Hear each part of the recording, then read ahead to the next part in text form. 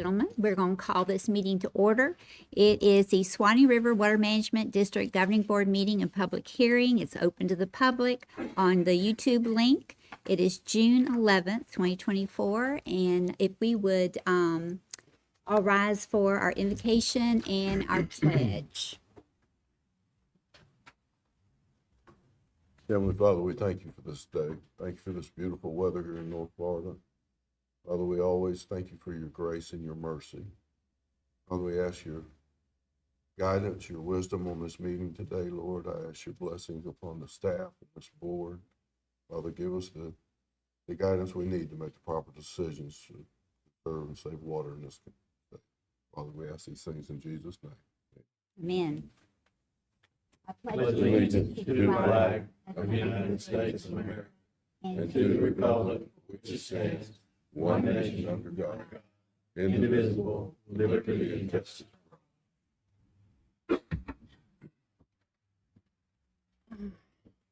Ms. Robin, would you like to do a roll call for us?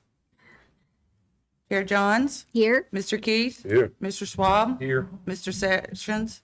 Mr. Smith. Here. Mr. Thompson. Here. Mr. Lloyd. Here. Madam Chair, we have a quorum. Thank you, ma'am. Are there any amendments or additions to our agenda? Yes, ma'am, we have an update to agenda item number 5, consideration of the following collectively by consent, and one addition, supplemental page 1, outreach and operations, task work assignment with 3G Environmental Services, LLC, for ditch mowing services. Thank you, ma'am. Is there a motion to accept the agenda as amended? So move. Second. We have a motion and a second. All in favor say aye. Aye. Those opposed, like sign. Motion carried. All righty. At this time, we'll open to public comment. I have one card here, and then Troy, I think you've got one. Okay. Jeff Hill?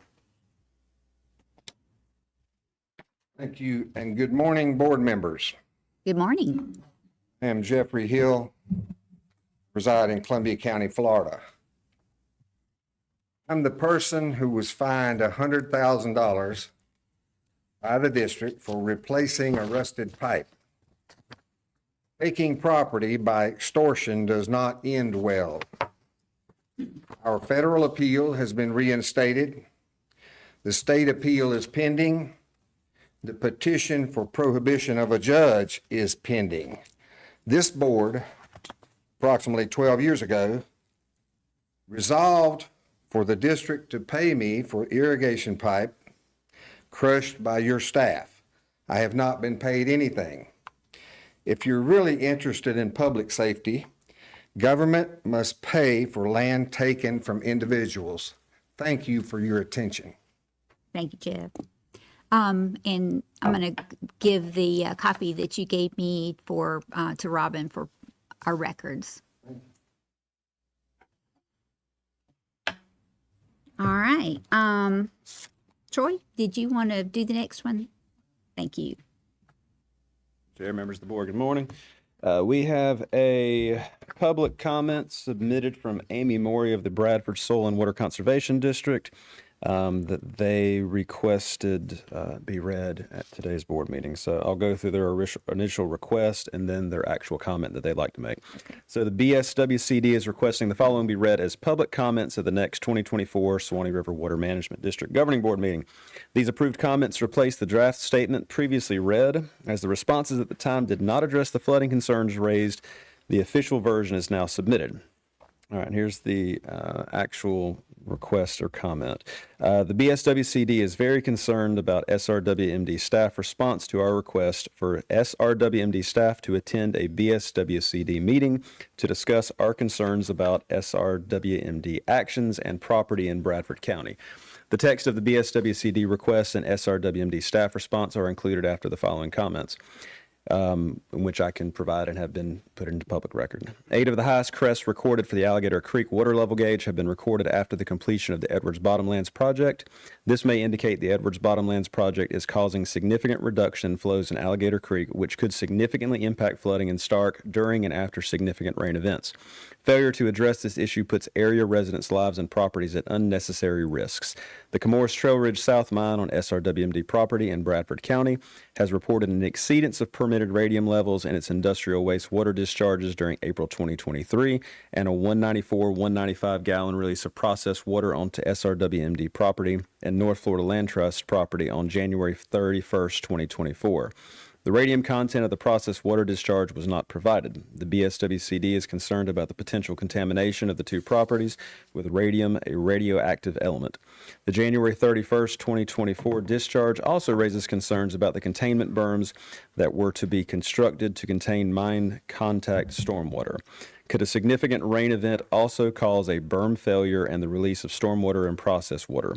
The Camorris reclamation work on SRWMD property south of Lawdy on County Road 225 that can be seen from County Road 225 raises the following questions.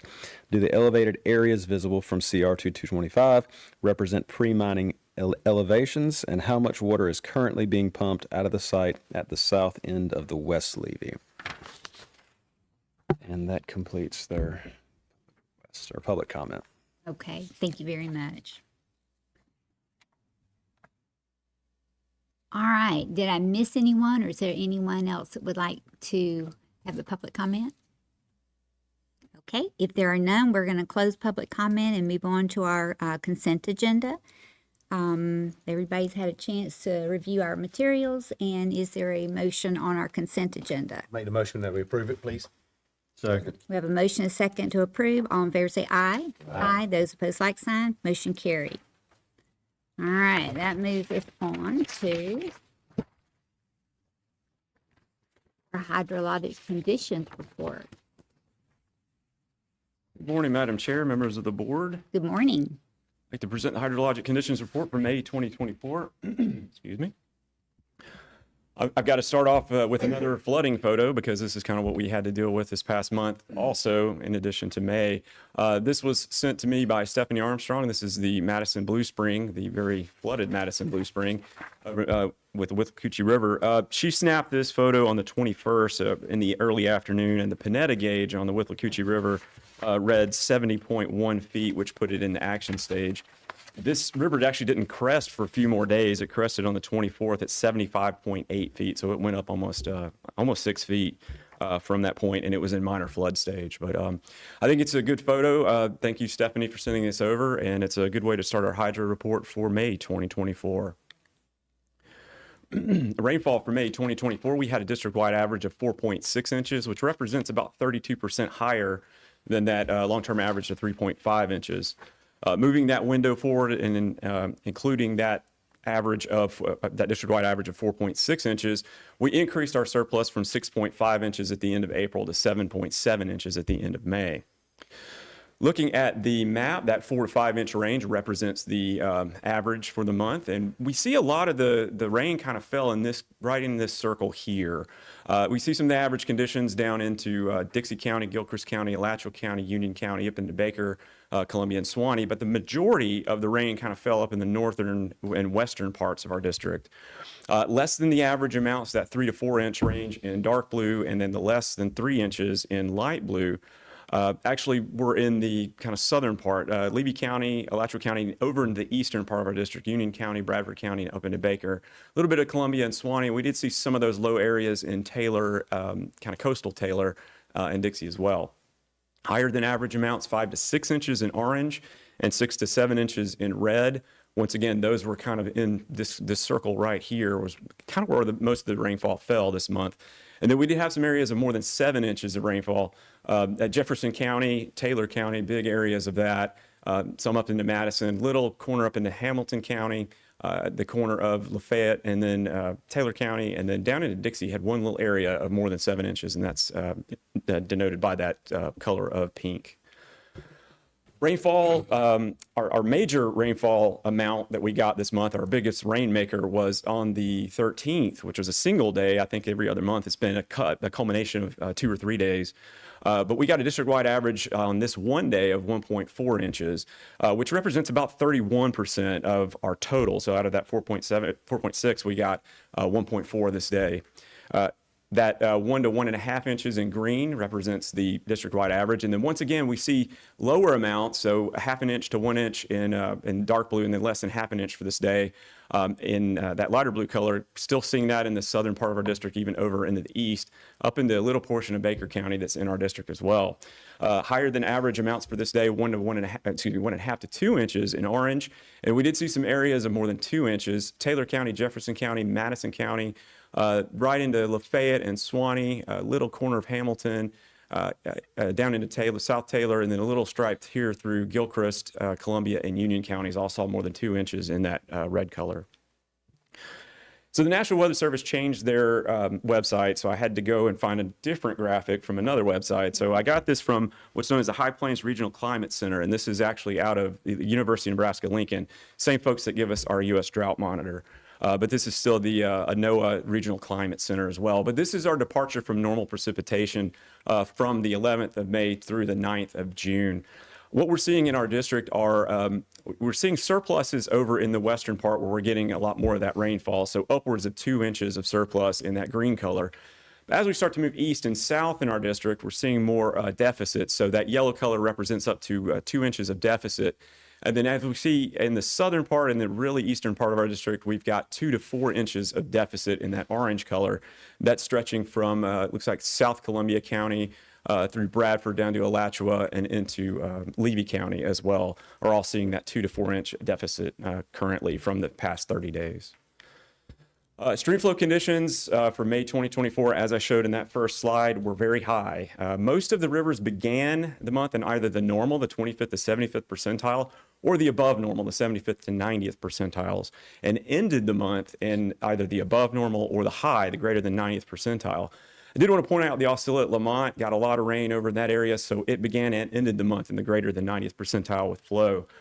Looking at the Suwannee River from Fargo all the way down to Rock Bluff, ended the month in the greater than 90th percentile. A lot of those gauges hit maximums, record maximums for the day in the USGS data.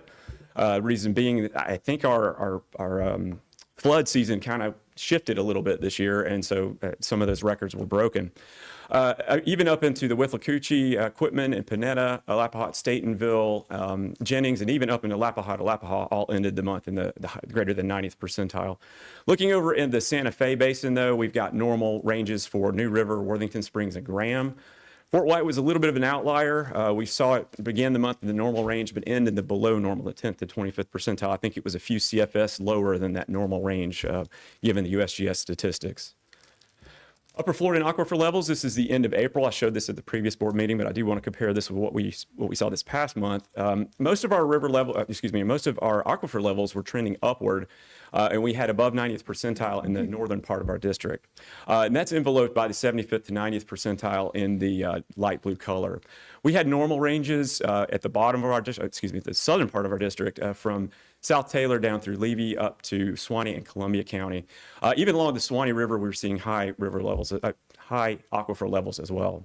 Fast forward 1 month, we're seeing a very much a shift over of the above 90th percentile over into the western part of our district, Jefferson County, over into Madison County, Taylor County, down into the Suwannee River areas in Dixie County and Levy County as well.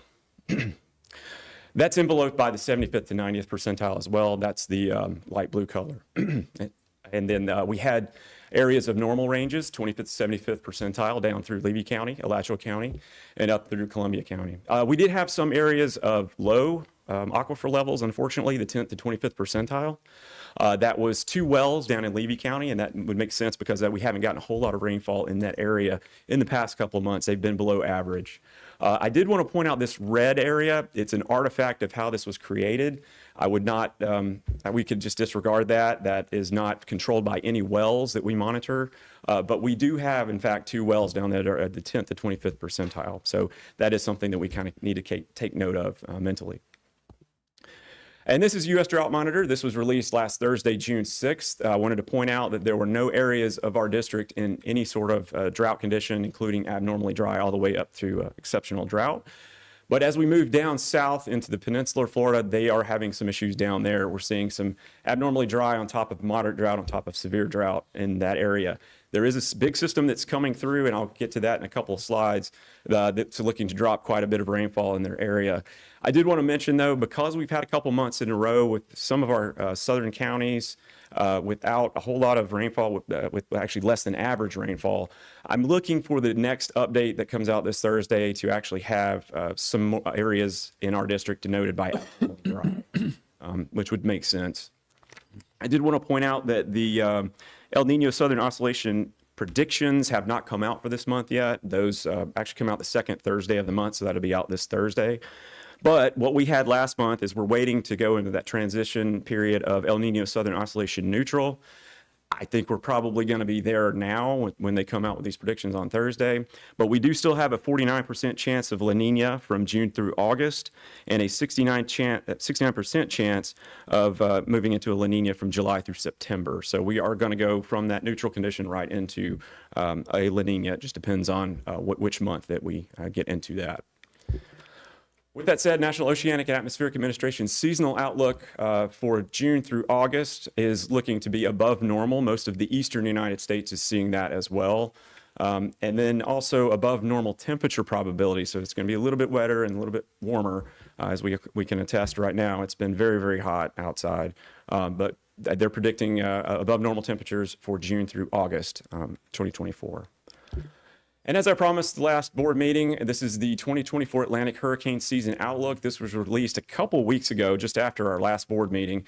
This is one of their more aggressive, or if not the most aggressive prediction they've come out with. So this 85% chance of above normal Atlantic hurricane season, only a 5% chance of it being below normal and 10% chance near normal. Their predictions include 17 to 25 named storms, 8 to 13 hurricanes, and 4 to 7 major hurricanes. That's in alignment with Colorado State University, which I presented their predictions a couple board meetings ago, but they had 23 named storms, which is included in that range here, 11 hurricanes, which is also in this range, and 5 major hurricanes, and that's included in this major hurricanes range. So there's really good agreement between those two.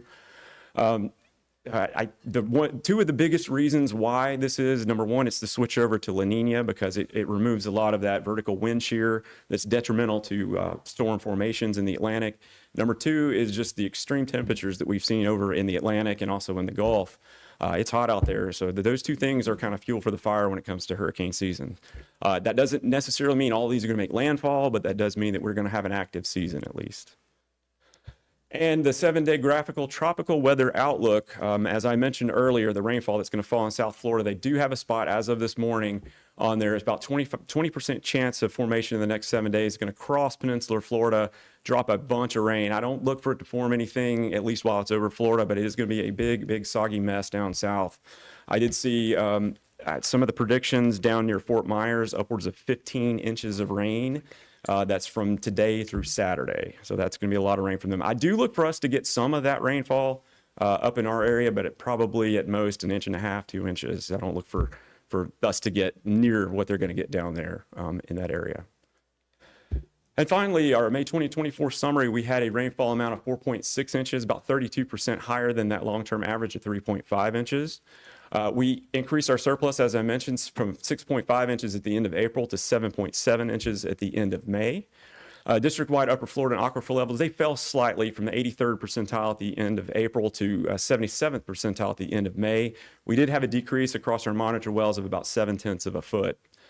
A transition to El Nino Southern Oscillation neutral conditions are likely next month. I look for those to probably be already here, but we'll find out on Thursday with the update.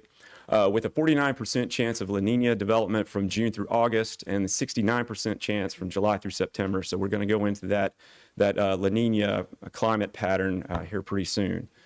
At the last update for the U.S. Drought Monitor, no portion of the district currently experiencing drought conditions. I do look for some of that abnormally dry to kind of hit on the eastern and southern parts of our district where we're getting below average rainfall. And finally, the National Hurricane Center predicts above average 2024 Atlantic hurricane season. Two of the main reasons are the La Nina and then the temperatures over in the Gulf and then the Atlantic being higher than average on record. Madam Chair, I'll take any questions if the board's got any. Any questions from the board? Robbie, one of the slides you had that showed that the river flows or the river levels were higher at this time of year than normal. You actually set a record, you said, this past month. With those stream flows being what they are today and going into our perceived rainy season, especially with this tropical potential, events that we could have, does that put the rivers at more risk of flooding? Madam Chair? Currently, most of these rivers are below their action stage. There's only a handful right now. I think there's minor flooding at Three Rivers Estates, and then down the Suwannee, I think Rock Bluff is in action stage currently. If we were to have something sit over us right now and be a big rainmaker like they're going to get in Fort Myers, yes, I would say we would probably get some at least moderate flooding in our area. However, as we continue on in the dry season, as we continue on into La Nina and it becomes more of a dry season for us, I could see us needing a little bit more rain. So, it really kind of just depends on when that would hit us. This was kind of an interesting case because normally our flooding season is usually, I think it's late March, early April. It's March through April, and it just shifted this year, interestingly enough, and went to April to May. So it's kind of late in the year, which those statistics, long-term stats were, geared for not really the flooding season. So that's why we're seeing a lot of those above, or actually breaking the daily records. Like I said, it would be one of those things. If it sat over us now, we'd probably be in trouble, but later on down, probably not. Just one other comment. There was another screen you showed where the aquifer levels around the river were in the, higher percentiles. Is that I may have just missed this previously, but I'm assuming that when the river levels are up and the river's maybe even outside the banks in some areas, then that is recharging the aquifer, and that's the reason those numbers are higher. A lot of these are, the Suwannee, of course, is spring heavy river anyway, so you get a lot of recharge in those springs. You'll get river water going into our aquifer through the springs. There are probably some other, cracks in the limestone and things like that, but that, a major recharge area, and especially these stretches of river, are springs. You get high river levels, you get a lot of recharge, and and you'll see a lot of that. Good illustration here is you've got that above 90th percentile in this area. It's been staged high for a couple months now. As I say staged high, probably around the 90th percentile. I think, actually, last month saw the same as well. So there was really a lot of recharge in this area. Those wells are trending up at that point. They're trending down now, so I look for this to probably go away at the end of this month, barring any major rain. But as far as recharge goes, a lot of that is from the springs, and then any areas. A lot of these wells are very, very close vicinity to the river as well, so they're going to mimic how the river goes also. Thank you, Robbie. Anybody else? Nope. I was looking for a bunch of rain in June, but it hadn't got here yet. It is the start of our wetter season, June through basically September. So we'll see. Hopefully we'll get something because we are starting to dry out a little bit. Yes, we are. Thank you, All Madam right, Chair. thank you. Ms. Reeves, have you got anything for us today, or go ahead, Hugh? Oh, that'd be fine. Yes, please. We do have a couple of guests today. We have Jen Adams here from the Department of Environmental Protection. She has stepped out right this moment. But she also has a couple of coworkers with her. Jen is very instrumental in working with Pam and our finance staff on our budget. Oh, good. Mhm. So we appreciate her being here today. Yes, and the work that they do to help support the district. And then we also have Jason. Jason, I apologize if I don't get the last name correctly. From the forestry service that's here company, anybody that want it here. Wonderful. Agency representatives today. All right, thank you. Thank you for coming.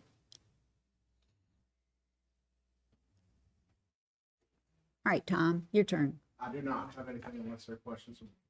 Okay. Any questions for Tom? Tom, are we just been notified of the, work on Hill?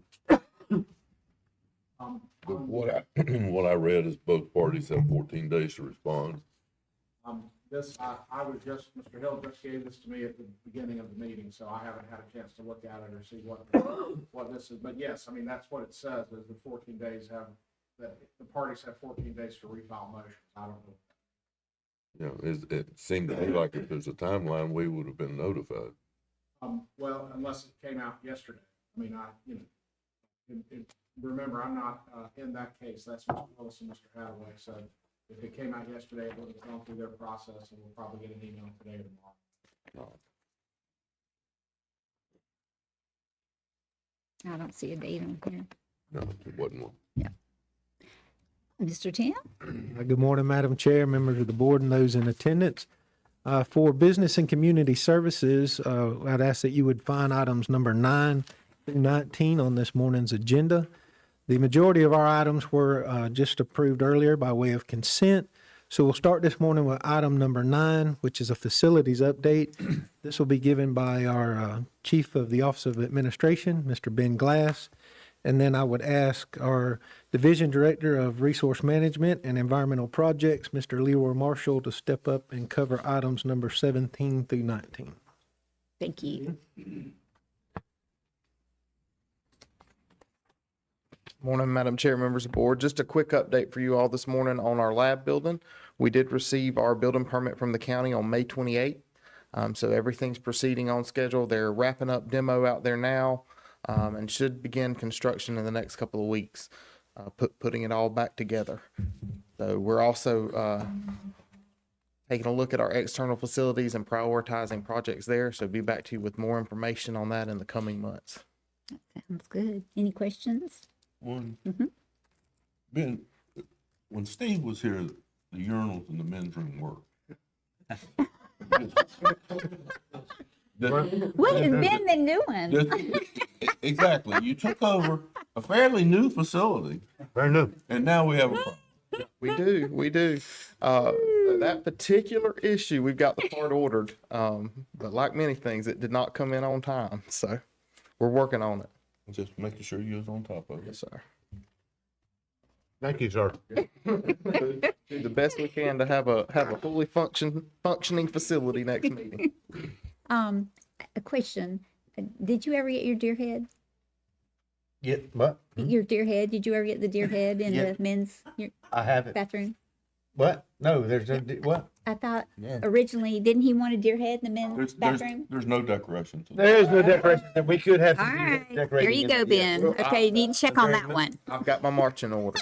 And then maybe even possibly, like, at a roadhouse or something, maybe a sports page above the urinal so you can read a little bit while you're, relieving yourself. So just a thought there, make it manly. All right. It is Father's Day coming up on Sunday.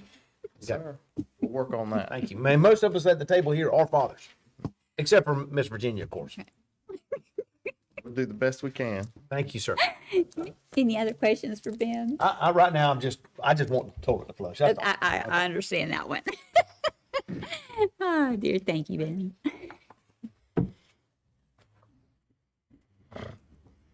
Good morning, Madam Chair, members of the board. For Resource Management, wanted to give you a brief update, and then we'll go over the 3 items that we have this morning. Last week, the Resource Management staff, working with Florida Floodplain Managers Association, held a 5-day HECRAS class here in the Swanee Room. We had 25 participants in that class, and 12 of those participants were district staff. Basically, all the engineers and resource management were in that class for that week. The HECRAS model is the model that is used for stormwater and flood modeling. That is the main model that is used for all of our floodway modeling and the works of the district permits that you see and you hear us talking about zero rise and all that. All of that's coming from that HEC-RAS model. So it was a good training for all of our engineers to go through that process of putting inputs in and getting inputs out and how to work with the model and all of that. So wanted to update you on that all of our staff all of our engineers have been trained on that model this week. This morning for you, we have three items. Two of the items are for informational purposes, items 17 and 18. And item 19, we're going to have our professional engineer for environmental projects, Mary Diaz, come and present that for you. Okay. Leroy, I've got one question before you leave. Yes, ma'am. Did you have good participation with our engineers in the class? Yes, Our ma'am. area engineers? Okay. Yes, ma'am. I mean, like we had 13 engineers from around the area.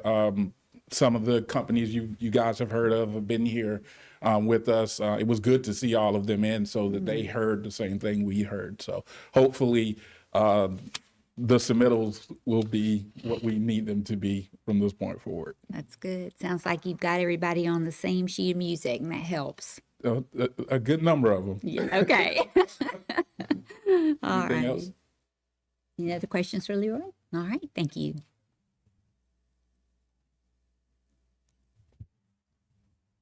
Good morning, Madam Chair, members of the board. Good morning. Here to present item 19 on VSS page 27 regarding the Brooker meter replacement project. In fiscal year 2019-2020, the district received Florida Department of Environmental Protection funding for the Public Supply Efficiencies Project for Project WS-003 in the Alternative Water Supply Program. Additional funding was provided in the fiscal year 2020-2021 for a total of $1 million. In March 2024, the town of Brooker submitted a conceptual application for funding based on the Florida Rural Water Association recommendation to replace aged and inaccurate meters. Using automated meter reading and advanced metering infrastructure systems conserves both staff time and water resources by detecting customer leaks and providing accurate readings for billing customers. FRWA's 2020 water audit showed an approximate 22% loss between water pumped and water sold.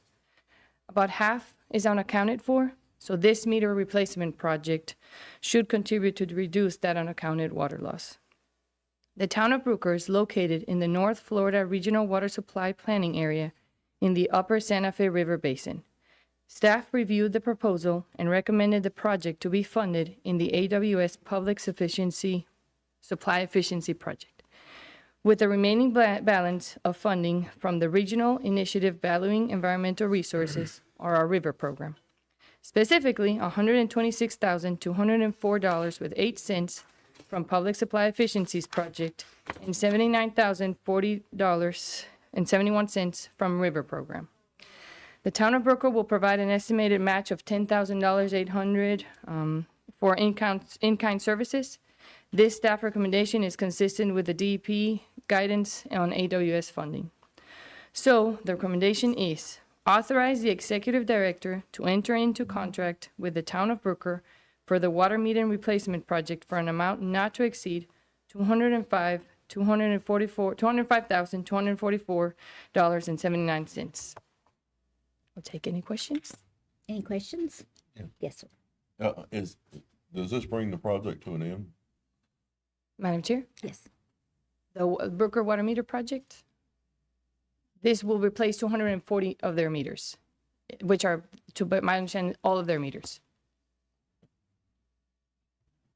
Madam Chair, Yes.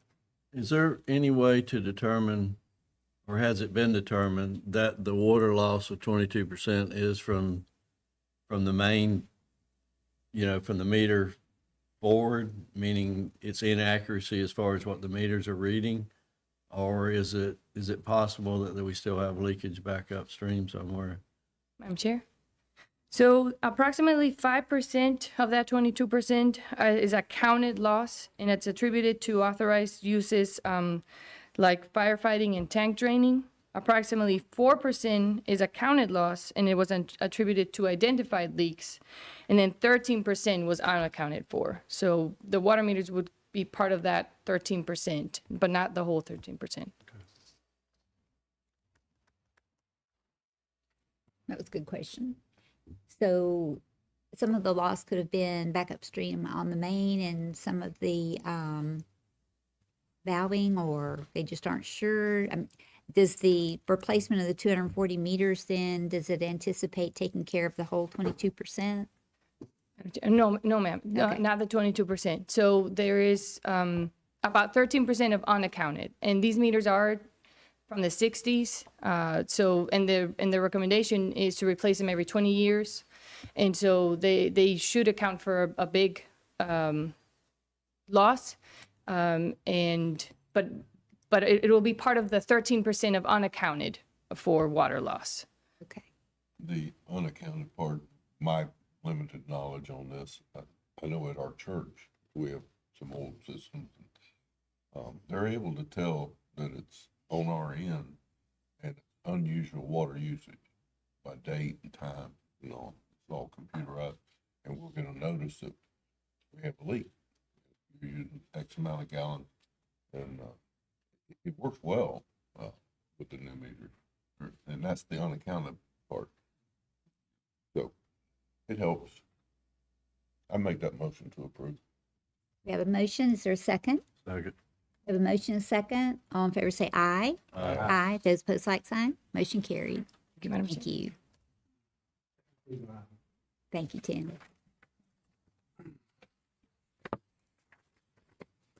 Good morning. Good morning, Madam Chair, members of the board. The Division of Outreach and Operations has 9 items for your consideration this morning. 4 of those you approved on recommended consent already. Thank you for doing that. 5 of the 5 remaining items are for informational purposes. 1 includes an update from our communications manager, Troy Roberts. I'll also take a minute to let y'all know that in July, we will be having a Lands Committee meeting for those of you who serve on the Lands Committee. And just want to give you a heads up now that will be a relatively beefy agenda where I'll need some counsel back from you relative to how we want to proceed with land acquisition and surplus that we'll then take to the larger board in August. So just a heads up, we need to bring some caffeine.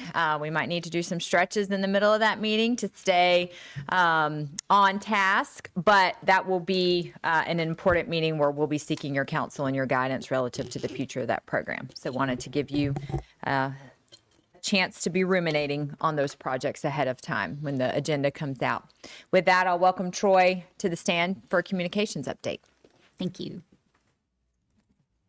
Good morning, Madam Chair, members of the board. Hang on one second. Let me get my mouse ready. I normally don't use a mouse up here, but we're going to do something different today. Good morning. Good morning. Been well since the last time I saw you. I always enjoy getting up here and talking about projects that we have been working on and kind of showcasing where we are with some of them. So utilization of district lands is obviously promoted and encouraged to the residents and visitors of our area, and more than 95% of our lands are open to the public 365 days a year. However, there are certain activities that require special additional permission on our district lands, and that is done through special use authorization forms. These are free to the public, of course, but again, there are certain activities that require these forms. So the district issues several hundred SUAs throughout the year and are currently being handled in the same way that they have been for decades, by hand. And so if a person is wanting to obtain an SUA, they can either visit us here at the district office, or they can make a phone call and talk to our land management staff. And so they'll request, hey, I need an SUA for this district tract at this time for this certain activity. We handwrite that. We send them a letter with their SUA in the mail. And, obviously, depending on how far it is out, they hopefully will get it in time. Asking for it for the day before might be a little bit tricky. But either way, this is the same way that it has always been done. So one of our goals this year was to simplify this process and make it more easily accessible for members of the public, make it an easier process for them, but also look at conserving our staff time that goes into issuing each one of these permits. So allowable activities for SUAs include camping, ATV use, geocaching, and of course, certain after-hours activities like frogging and fishing. So to simplify that process, and as part of our continued outreach and making things more accessible to members of the public, we have been working this year to implement an online SUA on our website. This will also be integrated with our District Lands web map, which you guys have seen several times when we've presented that and the additions to it. So this will allow users to request and receive SUAs from their computers. So what you see here is a test website.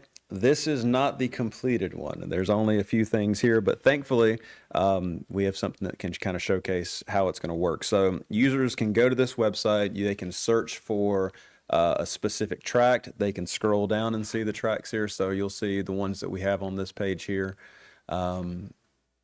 Mallory Swamp, Woods Ferry, Sugar Creek, and then you can go through every district tract we own. They can look for specific activities, they can look for specific dates, and then submit that to the district. District staff will receive an email, and basically it's click yes or no if you want to issue that, that SUA. So for example, and just so you know, all of these are going to be stored and compiled as well. Right now we have all the written forms that we keep in a stack, and we have to scan them into a computer and then make sure they're stored digitally. All of these will actually be stored digitally, and we will be able to search if we're curious to how much Steinhatchee Falls is being used, what kind of SUAs are out there. We can actually look at all the SUAs that have been issued for that specific tract. If we're wanting to see how night fishing is being used on all of our tracks, we can search for that. So it allows us to be able to have a better visual and a better idea of what activities are being completed, which tracks are being used. But for today, I want to show one specific one that's working on here. So Steinhatchee Springs. If you're saying, hey, that's where I want to go, and you want to see what activities are available, you can select this, and then you see it's different. I mean, and I'll just so you know, this is a test website. All of these are not correct. Each one of these tracks is going to have the specific activities that are allowed there. Not all of them are going to be the same. But for example, Steinhatchee Springs, you see all the ones that we have. And let's say you want to get a night use fishing permit. So what you'll do is click on the link, and you put your date, your time, your information, and users can create accounts on here. So if they are someone who is a repeat flyer who uses our district lands for specific activities, it'll keep track of for them when they've requested, but also let us see how often they've been requesting that. But you can put all your information here, click submit application, and it comes directly to our land management team. We're happy with this. We think it looks fantastic. I'm going to go back to this one here. I'll be honest with you, this is by far the best looking SUA website that any district has. So we're pleased with that. As the Mr. Schwab likes to say, it's the 5th largest district. We're continuing to lead the way. But one of the other things too is this is available 24/7. Right now you have to request these during operational hours 8 to 5, and obviously on the weekends we're typically not issuing SUAs unless it's probably some type of priority or what have you. But for this, they can go on anytime and issue this, whether day or night or on the weekends. Land management staff has been incredibly helpful with this, both Lorna and her group. Obviously, there's a lot of information that goes into this and making sure that each tract has specific information that's allocated here. So I appreciate that. And this is a fantastic outreach effort. This helps make people more aware of what we're doing here at the district, more information about our land management activities, the tracks that we have, and what people can do. You know, a lot of people are looking for activities that they can do this time of year throughout the summer. It's beautiful, it's warm. As of now, it's not raining, but people are always looking for things to do, and these are very, very cheap activities that you can take your family out to do. So this helps us promote, our reason for acquiring land, but also the added benefits that people can experience with these activities. So we're looking at hopefully having an in-house version of this in the next several weeks. We'll be troubleshooting that with land management and other staff. I want to make sure that everybody kind of has an opportunity to go through this, and if there are any bugs, any quirks, we want to make sure those are completed and fixed before launch. And we'll be launching this next several months and making sure people are aware of it. So if you have any questions, I'll be glad to answer them. Yes, sir. Troy, so they pick an activity, they put in the information, they send it to you. It's as simple as yes or no. Sir. When you approve it, they get an email back that it was approved. Sir. And they're able to print an authorization letter. They can print it, and it can also be on their phones. So for people who don't want to carry a piece of paper around with them, it'll say, hey, you've been approved. This person's been approved for this activity at these times. So dinosaurs still carry paper. Some people, Richard likes paper. you have the option either way of which one you would like to do. So if for some reason you lose your paper in transit, it flies out the window, your windows are down or something like that, you still have it on your phone. So if you are questioned about your activities on there, you have that to be able to show people. Or if you drop your phone in the river, then you still have your paper. That's why you take both, just in case. And you don't really want to be going around and showing people your papers. That's what they used to do in Nazi Germany. Okay, so we want to be landed free around here. But I have a question though. I mean, this looks really great, and I'm excited about you guys taking this to the next level. But it's very strange to me that Jones Mill Creek and Cabbage Grove have the exact same picture up there. I mean, they're two different uniquely places, and I know Cabbage Grove is so much more beautiful than what Jones Mill Creek is. So what am I looking at there? And I saw that further down, that these other places have uniquely very similar pictures, if not the same picture. I mean, are we going to try to mix that up? Do we need to send a photography team out there and give us some more pictures, or what we need to do there on that? Madam Chair. So this is a test. very early test version of this website to be able to show you the progress of what's coming. The actual working, this one kind of works, but the more working version of that we should have in the next several weeks. So this is a mock-up. This is conceptual. Yes, sir. That's the word I'm looking for. Troy, no joke though. I do have a question though. Let's say that our lands management team they're all receiving these requests. Is that correct? I'll work with Lorna. We'll work with Lorna and make sure that she and whoever she believes needs to be approving these will receive. The reason why I'm asking that is what are we going to do? I don't want to have our people overworked. I mean, holidays and weekends and stuff. Are those people going to be getting those notifications and having to answer that pretty regular, or is that something that, does it go into a clearinghouse and sit there for a day or two? I mean, how are we figuring on that? Yes, sir. So it'll be on the website. You can go through there and approve it there, where it'll just wait, and they'll get notifications in their email as well. Okay. We're not asking them to do any additional weekend work or approvals. It'll be there Monday morning when they get there at 8. If they receive something, Saturday night at 2 a.m., I don't think I can make that request for them to approve those right then and there. But for people who are, you may have a late night, hey, I want to go out to Mossy Hammock on Tuesday or Wednesday or something. And okay, yeah. Saturday night at 2 a.m., that may sound like a great idea that you want to put in that request. So you can put in the request, but you'll still need to wait until staff is available. Okay. So in other words, it may still take a couple of days to get your request back. Depending on when you receive it. Yes, sir. That's cool. Great idea. Appreciate you guys taking the step. It's beautiful. Thank you. And being the 5th largest water manager, just like you said, being leaders here, that's what we're all about. Showing the way for everybody else. Appreciate you guys. I can see where this data would be able to collect this versus the written. And how much use at certain times of the year, where we need to put our resources, this is more used track. I see a lot of benefit. Mm-hmm. Y'all amaze me at the innovation with your limited budget. Good job. Hey, Troy, I have a question. How many people do you think use the lands without filling out a permit? Percentage wise? Madam Chair, I'm going to defer to Caitlin if she would like to take a stab at that. Hopefully not many. Can we call Ben up? Because I know he goes to Mallory Swamp. I want to know how many times he pulled out a permit to go to Mallory Swamp. Madam Chair, we certainly work with our partners at FWCC relative to citations that they give. I can pull that information for you. That would probably be a number reflective of those who have not gotten the proper permitting. However, and we talked about this in the run through, we really support an education before regulation approach. And so if we want people to be compliant, we need to make it as easy as possible for them to be compliant. And this is, in our opinion, a step in the right direction to help people be as compliant as we want them to be, to the greatest degree that we have possible. So we'll continue to make our lands as accessible as we can and as open as we can and as user-friendly as we can. And this is one of those efforts. Good to know.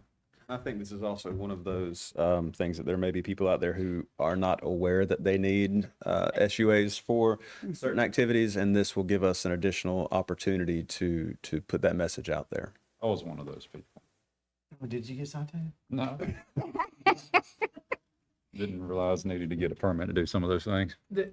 Another question though about this special use authorization, is it just the fact that we really want to monitor what's going on out there or where people are using or what people are using? I mean, is there any way like years ago when we had a lot of open company-based land, you were able to go down to the hunting license store and buy a type 2 hunting permit for $10? I mean, is there a way that you can, if we have a lot of repeat customers or a lot of people that are accessing the land, is maybe just have a blanket special use permit specifying what can be done on each track, and they pay a $10 fee and then they have their year-long special use permit? Is there a way to do that, or are we trying to really pinpoint exactly what's going on Cabbage Grove or Mill Creek or what we're doing there? Well, there's no specific fee, but this does give us a better opportunity of knowing who is out there. Because if we issue an annual pass or something like that, you could have somebody out there 365 days a year for one pass. At least this time, if they're saying I'm going to be out there this weekend and then 3 weeks from now and then 4 weeks from now, we know exactly who's on that property at those specific times doing those specific activities. So it does give us a little more oversight on how much those properties are being used. Do you have a question? Yeah, I just had a comment. You guys continue to impress me. You bring something to the table, it seems like almost every month, improving our communications with the public and making it easier to access data, access information. When I first became a member of this board, one of the biggest things that I had staring me in the face, or comments that were made to me, was that it was difficult to do business with the district. And every day I feel like we're getting better. You guys are a big part of that. Thank you. Absolutely. I've got one question for you. If Florida's getting more and more people, and there are probably a lot of people using district land, certain areas more so than others. Let's say if there were a camping site that had 10 spots, would they be able, when they go on and select that, they would say, okay, we're all full for that date? That's perfect. Yes, ma'am. That was That's helpful. That was one of the wonderful inputs that having land management involved in these conversations is something that I may not have thought of, because, it's, we'll just issue these. But then we'd have had 35 people show up one night and there's 10 camping spots, and people might not have been too thrilled. But yes, that is one of the things that we've implemented in this. And so if we know we have X number of spots available for this day, it will cut off after those are filled. Perfect. Wonderful. I love this. This is great. Congratulations. Thank y'all. Madam Chair, that concludes our items. Thank you. All righty, let's see where we are. Dr. Brown. Morning, Madam Chair, members of the board. For the Water Resources Division, we just have 2 items. One will be a brief update, and the second will be an annual water use presentation by Ms. Emily Ducker. But first, I'd like to introduce a new staff member, Paul Donsky. has joined the Minimum Flows and Minimum Water Levels Office. He will be working for Sean. Paul grew up in Gainesville, Florida, where his love of our local springs was fostered by his parents. In 2023, he earned a master's degree in forestry from the University of Florida, where he studied the effects of flooding and flow reversals on spring ecology under a research grant from the Swanee River Water Management District. Before that, he earned his bachelor's in environmental science from Oregon State University. So we're excited to have someone here who's familiar with our area and our springs, helping with the Minimum Flows program. Wonderful. Welcome. So then next month, we'll be giving a water quality update by Ms. Susie Hetrick. So we'll be preparing for that. Also wanted to make you aware that the Department of Environmental Protection is currently working to update basin management action plans relevant to the Swanee and Santa Fe rivers. So we'll make that information available to you as we get it on those programs. So with that, I'll hand it over to Ms. Emily Ducker unless there's any questions. Any questions, Dr. Brown? Okay, thank you. Morning. Good morning. Emily, Yes, did you eat a watermelon seed? I did. See that? Congratulations, that's awesome. Growing. We are very excited. When's your due date? September 3rd. Congratulations, that's awesome. That's good. Do you know what you're having yet? We are not finding out. Oh, that's a good way to do it. I like it. Yeah. Surprises. Yep. Yes, It's we gonna like be a baby, right? surprises. Baby is healthy, and that's what matters. That's right. Good deal. Congratulations. Thank you. Good morning, Madam Chair, members of the board. Today I'll be giving an update on our annual water use. So water management districts have 4 core mission areas, and planning fits under the water supply core mission area along with permitting, which we work very closely with. The districts are encouraged to summarize water use annually according to Florida Administrative Code, and all water management districts publish annual reports. It is also a best practice to create annual reports when there are designated planning regions. Today, we've updated our draft water use estimates for 2021 and 2022, which I'll be showing you. And additionally, the prior reports can be found on the district's water supply webpage under the annual water use report section. And just to refresh, water management districts across the state classify water use into these 6 categories to be consistent with the rules laid out in the format and guidelines document for regional water supply planning. And I'll just point out a few things. Public supply water use includes all water from municipal, public, or private systems that supply potable water to the public.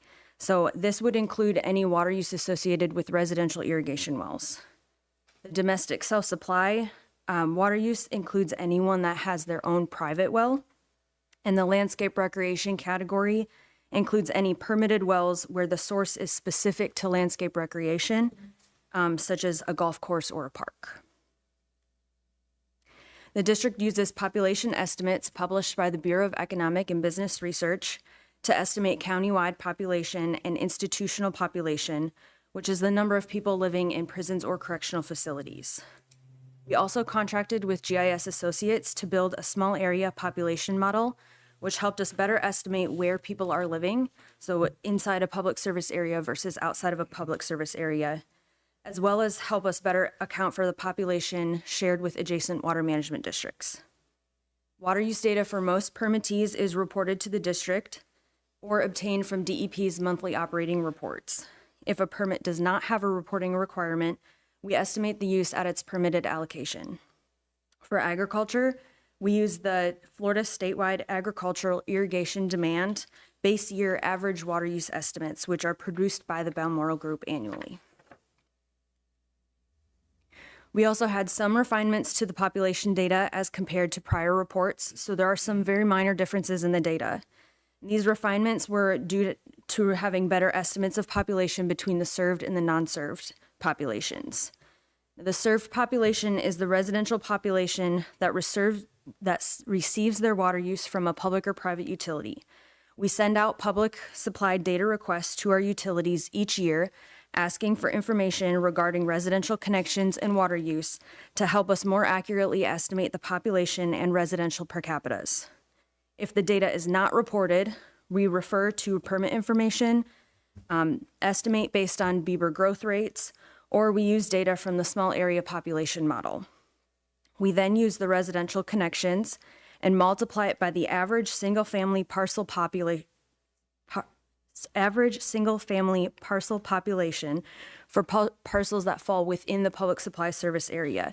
And that data comes from the small area population model. The non-served population is the residential population that receives their water use from a private well. And this population is estimated by subtracting the served and the institutional population from the total countywide population. And then the institutional population is reported by Bieber. So you've likely seen this pie chart before, but just to refresh, this is the breakout between the different water use categories for the 2020 groundwater use estimates. And you can see agricultural being our largest category, shown in green, followed by commercial, industrial, institutional in orange. So as we transition to the 2021 and 2022 draft groundwater use estimates, we see an increase in total water use, but there are very minor shifts in the percentages associated with each category. So agriculture is sitting around 60%, commercial industrial around 27%, and then public supply and domestic self-supply in blue and pink sitting around 5 or 6%.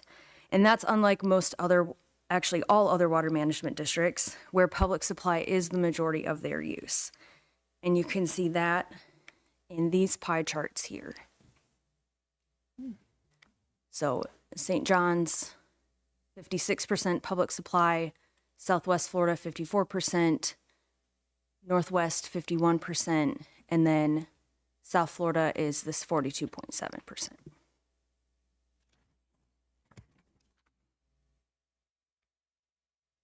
So this graph shows the total groundwater use through time. And as you can see, the total water use is increasing, but the driver of that increase is mainly due to the agricultural water use increases, which you can better see on this graph, where I broke out water use into 3 different categories. So agriculture is shown in green, the commercial, industrial, institutional, and power generation is shown in orange, and then the public supply, domestic self-supply, and landscape recreation is shown in blue. Based on this breakout, you can see that ag water use is driving the upwards trend. However, we are still focused on invested in improving efficiencies for not only agriculture, but commercial and public supply use as well.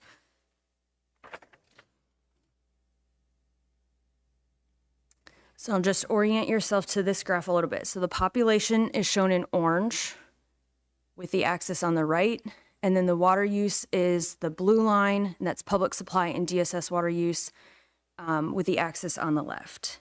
So based on this graph here, there has been some fluctuation in the public supply and domestic self-supply water use in the recent past. However, despite our growing population, we have become more efficient and conserved more water, which leads to less overall water use per person. We are seeing this being reflected in the residential per capita rates, which have not fluctuated a whole lot. And that means that any increases in population that we see are what's driving the increases in the public supply and domestic self-supply water use. And it's been pretty stable over the past few years, but you can see this small uptake from 2020, 2021, and 2022. For estimating irrigated acreage and water use, the district reports monitored ag irrigation data to Balmoral, which is then used to produce the Florida statewide agricultural and irrigation demand average year estimates. And this graph shows the FSED 11 iteration with a base year of 2021. There is a projected 13% increase in irrigated acreage from 2021 to 2045, which is shown in green. And the largest increases projected are in Suwannee, Levy, and Lafayette counties, with around 3,000 acres projected for each county. The average water demand from 2021 to 2045 shows a 14% increase, and that's shown in this blue line. The largest increases in water use are also projected in Suwannee, Levy, and Lafayette counties. And the crop types with the largest increases are field crops, fresh market vegetables, and hay. Now, the orange line right here is the conservation estimate from FSED, which uses long-term trend data to estimate potential future conservation. And based off of these estimates, investing in conservation will help us meet our future demands. We have completed our review of the draft 2022 irrigated acreage estimates and water use, which will be published by FDACS later this summer. The next steps are to compile, review, finalize, and then post the annual water use report documents to the district's website. The 2020 run report will be finalized and posted in July, with 2022 by the end of August, because we'll have to wait for those FSED estimates in the most recent update. And 2022 will be the last year for our next planning cycle, so the data will be available during that process for review with stakeholders. And with that, I'm happy to answer any questions. Madam Chair. Yes. Emily, the quote, the one you said 3,000, the increase would be 3,000 acres. Was that 3,000 acres per year, or is that 3,000 acres between now and 2025? Madam Chair, it's 3,000 acres for the 3 specific counties that had the largest increases. And that's from now to 2025 or That's from now to 2045. 2045? Yeah. Sounds a little conservative to me. That's just for those 3 counties. I think that the total is, I don't have the total numbers in here, do I? It's from 2021, the estimated irrigated acreage was 153,000 acres throughout our district. Yeah. And the 2045 estimate is 173,000. So the 241 proposed wells that are not there, I guess they're permitted, but they haven't been drilled yet. That be a fair statement? Yes, I believe so. Okay. So I'm just saying, if those 241 wells were, you know, just 40-acre pivots, you're going to be well beyond that 3,000 acres. But most of them are going to be 120, 160-acre pivots, probably. I'm just wondering if our projections are, accurate in the fact that we might have more ag coming than you think. Yes, and I think that's why FSED is producing these projections on an annual basis and updating them with the updated data and irrigated acreage that we are reviewing with field technicians and FDAC staff as well. Madam Chair? Yes. I'm sorry, you have more? Just a comment on some of the well permits, and I've certainly experienced where there's been a lot of multiple pivot sharing wells. Some of that can be, certainly would increase water use, but it could be getting a well where you can. Specific Yeah. each pivot, yeah, that makes sense. I'm aware of that. Any other questions for Emily? Yeah, so how's this is water use data, Yes. and then this fits into a bigger picture, right, of supply and how it's modeled, what's available. Yes. So our next base year estimates for the next plan will be 2018 through 2022. So we'll use the average of that 5 years, and then we will create projections and update our prior projections with that new data. Did I answer your question? I think so. I guess what I'm getting at is, it just seems like there's a bigger picture of overall water availability, water supply for a lot of things. This data, if I'm understanding it correctly, is used from mainly pumping. And Madam Chair, this would be an input to our next planning cycle where we would take these estimates, we would build projections for all the different use categories, not just agriculture, and then run the models and look at our minimum flow constraints and look at other constraints. We had just kind of finished the process for the last planning cycle in December. This data is the start of the next planning cycle where we get this information, we review it with stakeholders, we run the models, We look at the minimum flows and how they're influenced by the future demands that we're seeing. We look at projects that we could invest in to try and conserve. In this case, it looks like investing in conservation for agriculture could help us meet much of the future water demand, even as the irrigated acreage increases. So having this information allows us to look at that through time to make sure that we're thinking ahead about how much water we're going to need. Yeah, that's just trying to get my head around how big the system is and how many factors there are involved. And so you have a piece here, you have recharge coming back that helps increase. Correct. You may have other usage that are unaccounted for from pumping. Right. That are harder to measure. It's a lot to get our head around. It is. And then there's also the overlay of the regional water use, which we also work to estimate with our neighboring water management districts.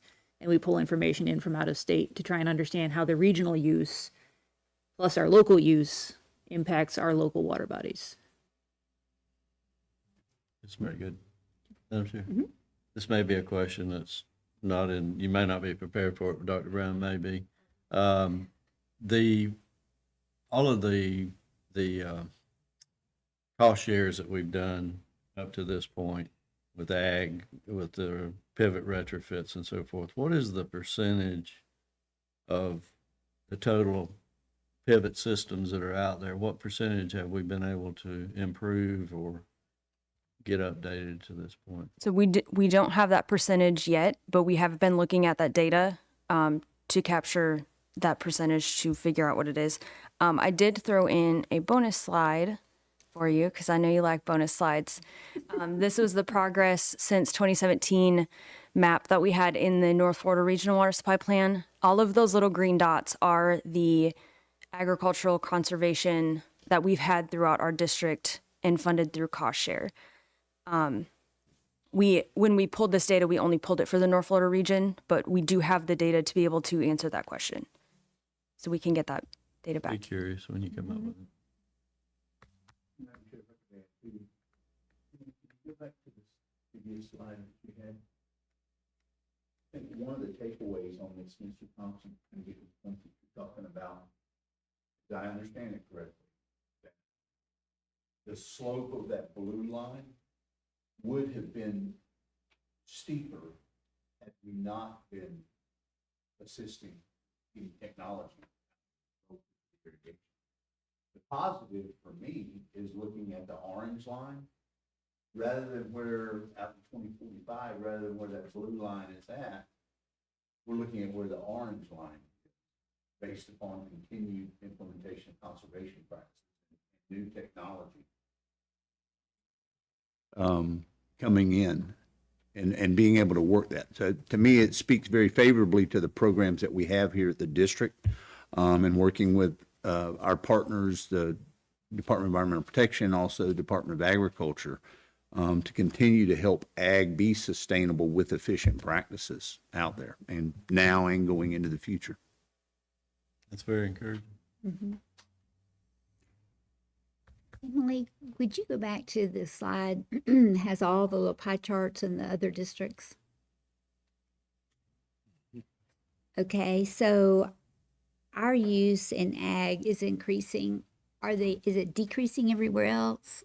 In other words, are we getting more of an influx and we're a heavier load of ag than the rest of them? Are they decreasing in ag use? Madam Chair, I believe some of the agricultural use in South Florida has been decreasing, and Southwest. I would have to double check on St. John's, but I know at least the draft iteration of FSED that we were reviewing, Swanee and Northwest had increases in ag, but the other districts were fairly stable, if not decreasing. Okay. Puts a little bit more importance on our agriculture. Yes, ma'am. Any other questions? All right. Thank you very much. Probably see more of a disparity in that in the future as the property values change. I think so too. They'll go away from industrial. Okay. Good morning, Madam Chair and Board. And speaking to that presentation, to me, it is encouraging to see what the benefits of conservation and efficient practices look like long-term with that. And, you know, as this board knows, we are going to have water challenges going forward, water supply challenges. And so that I'm encouraged by looking at that data and how that use curve actually depresses a little bit.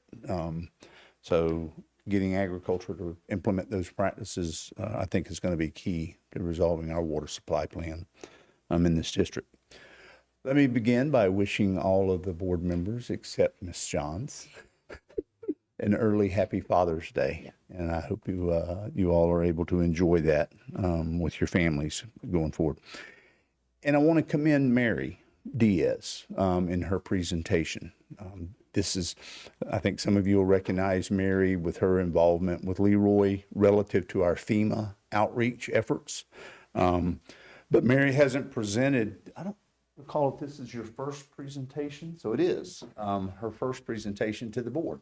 And I want to commend her on being able to do that. I know she was quite nervous, but I think she did a great job. And look forward to seeing her up here more often. I can't imagine why she'd be nervous talking to us. I mean, we wouldn't give her a hard time at all.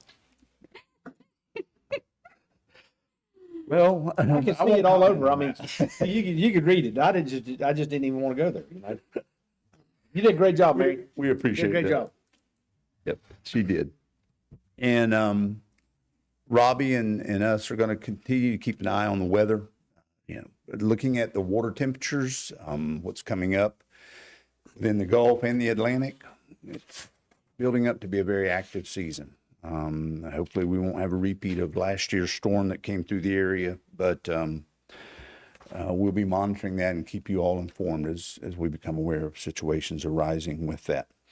And relative to what Troy presented on the special use authorization, I think this speaks very well of the district as a whole, and appreciate his efforts in working with Lorna and our land management group to get that to where it's at. We were excited about getting that out in front of the board, so it was a draft presentation, Mr. Schwab, and so we'll get those refined and bring it back from an interaction standpoint. But, you know, increasing the public's accessibility to our lands and how to have the proper authorization to get them. It is an educational outreach effort as well on it, Mr. Charles, and so I think that that'll work very well. And we do have long-term authorizations, depending upon the activity that they're wanting to look at. One that readily comes to mind that we've issued previously is like with the apiary industry, where they want to put beehives out on some of our properties. And we'll issue a long-term SUA for them to access that. But certainly relative to like our campsite utilization, that's going to need to be a little bit more temporary going forward with it. We do have an audit committee, and we also have the director's evaluation committee meeting following the adjournment of our board meeting, Madam Chair. And as Caitlin mentioned, today's agenda is a little bit light, but we're preparing you for the next few months. Our agendas will be a little more lengthy for items coming to the board with that. So with that, Madam Chair, I'll be glad to answer any questions that I can. I was just wondering, do you put the beehives in where the campers go? I'm not sure that's the way that works. Okay, just checking. Any questions for Hugh? Well, you know, another thing on this moving forward is so many people move into the state and they get their information from their neighbor. You don't need that. Go ahead and do, yeah. The easier we make the information for them to access, the less likely they are going to be caught up in misinformation. Yes, sir. True. All right. No other questions for Hugh? None? Okay. All right. Thank you. All righty.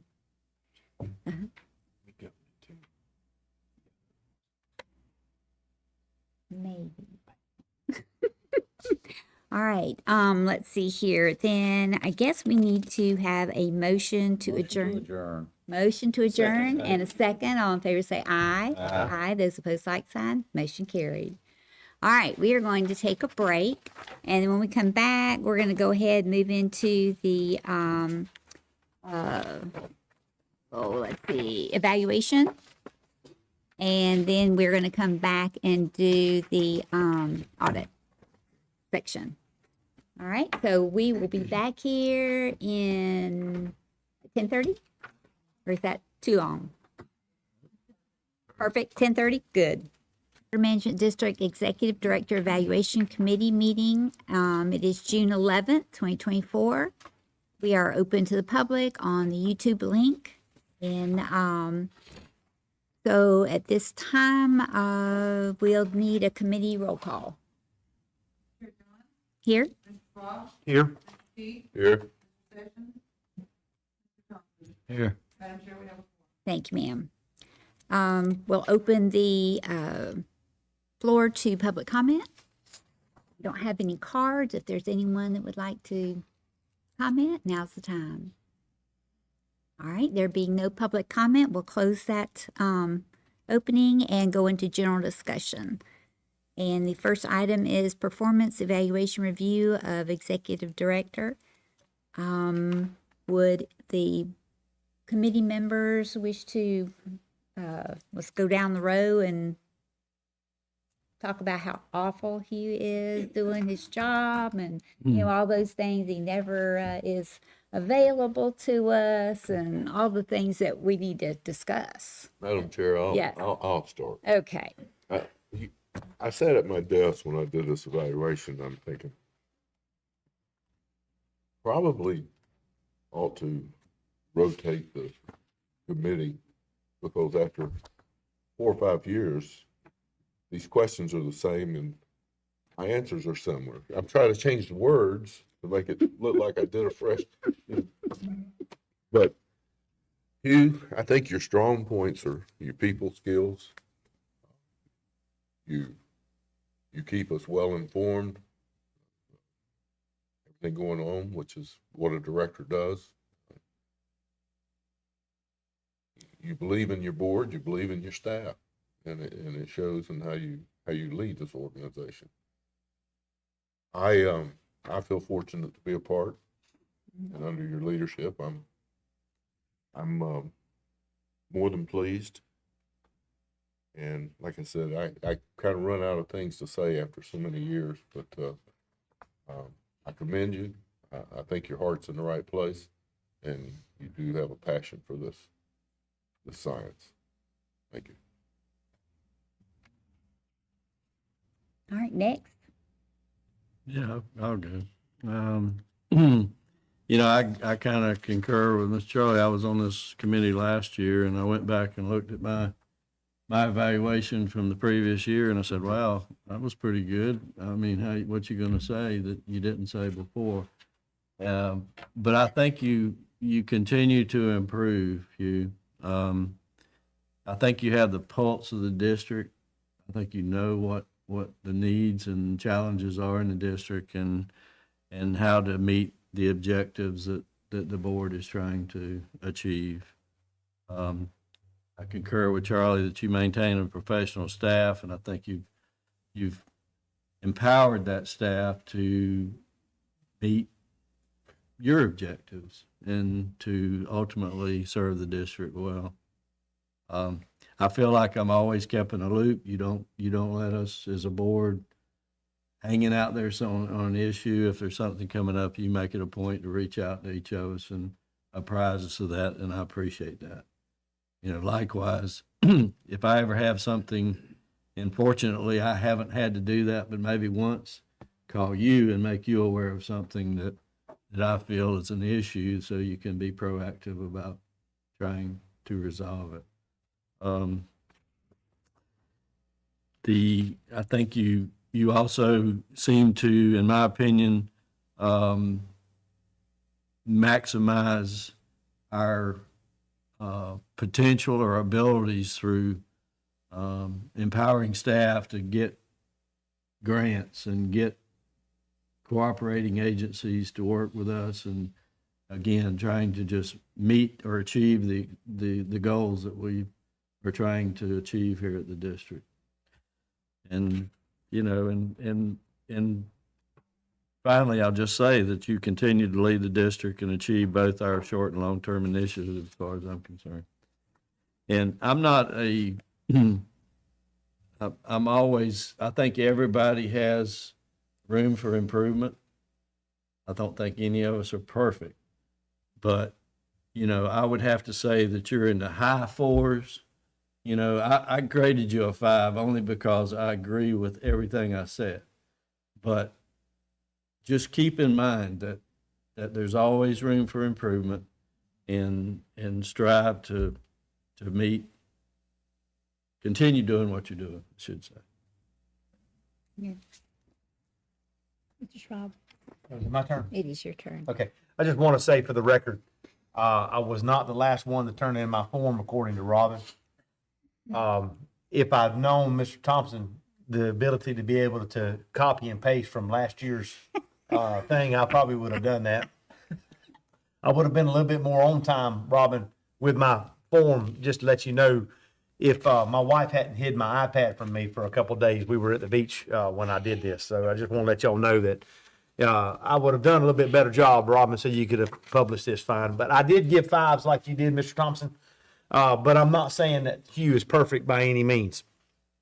But in all seriousness, though, I appreciate you know, the vision that you have, Hugh, in picking from your staff. I know that as a man that has to hire people today, sometimes that's very difficult. Number one, finding the right people for the right position is hard, and sometimes we have to make do with what we've got, and that's unfortunate about just sometimes the scarcity of really great people. But what I've found is you've put staff around you. You've been able to find those great people and be able to, but what I love about your leadership is you empower those people to be what they can be. That you help them to be what they can be. And I appreciate that. Your leadership of your staff is strong. I love the fact that you don't micromanage. And that you encourage. I appreciate that. I even appreciate that when there might possibly be a disagreement with some of or some tension that we have with some of the staff because of difficult situations that we have to work through with permitting and some other things, that you still empower your staff. You don't go and try to take anything away from them. You encourage them to work through those issues, and I appreciate that. That helps everybody to grow. And I appreciate that, always the call, either you or you empower your staff to call us and let us know what's going on, and I appreciate that too. Your people skills are always excellent. And I just wanted, through this process, I wanted to encourage you. I've learned something this week, that the human mind strives and desires to innovate. We've all humans want to innovate naturally.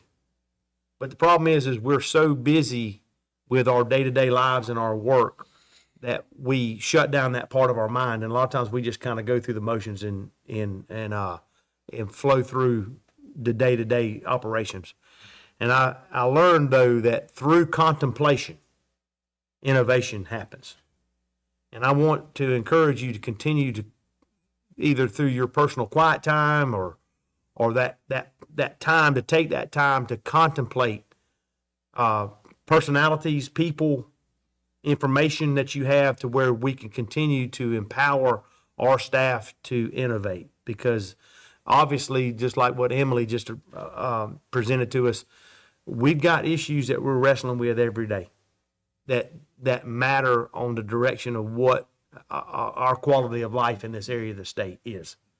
And I wanted to encourage you, number one, to maintain the course, but also make sure that you're contemplating in the right way to where you can continue to innovate, to encourage your staff to be everything they can do. And I just want to say, continue on with the great work. And the rest of you guys, if you can get your stuff turned in on time, that would be great. I'll just letting y'all know, I'm trying to lead myself, but I can't do everything for y'all. Well, I was probably the last one because I didn't follow directions. Directions. Oh, dear. But Hugh, we've had the opportunity to work together for a number of years now.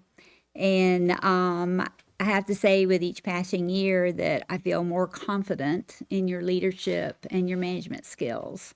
You definitely are an energizer bunny. You never slow down. You're always available on the phone.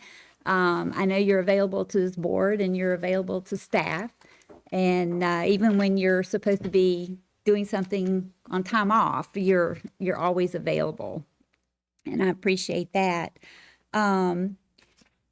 Your past experiences and connections and working with agencies has given you a good bunch of tools in your toolbox. You are very relatable and to all different kinds of people.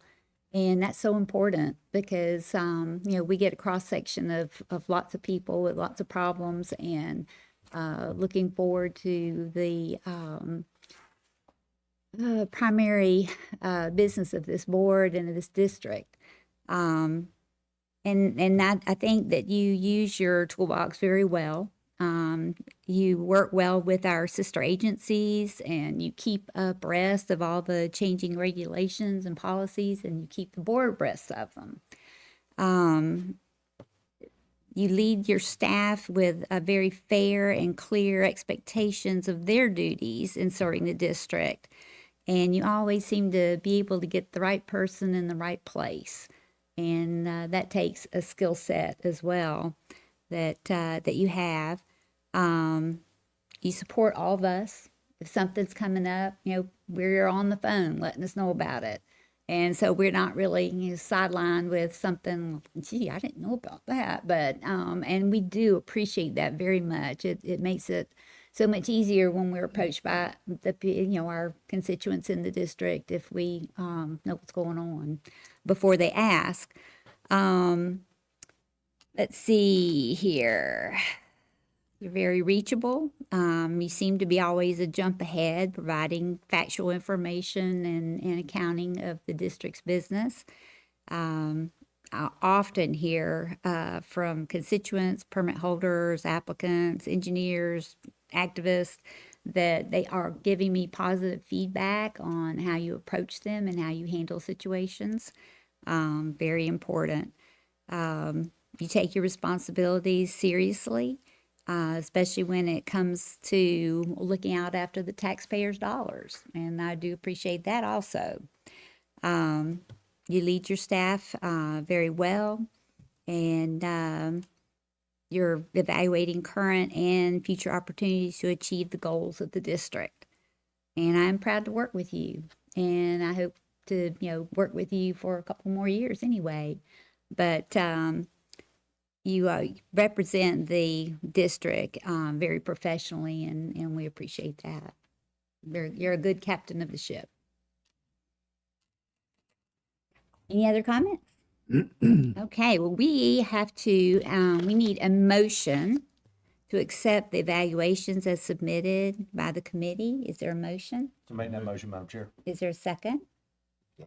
We have a motion and a second. All in favor, say aye. Aye. Those opposed, like sign. Motion carried. Madam Chair, if I may address the committee. First off, let me say thank you very much. I appreciate your comments, appreciate your evaluation. And I am very thankful for the opportunity to be able to continue to serve here at the district. What I consider my home area. And that's got a lot of personal satisfaction to me. I've had some discussions with some of the directors from the other districts. And while they do an excellent job there, they don't necessarily have that home tie. Some of them don't. Some of them do. But, to be able to work here in our district, which is the best district, and I continue to beat that drum, Mr. Richard, when I am out and about. But we're very blessed with the resources that we've got. And I'm very encouraged to be able to help protect those resources. It is challenging.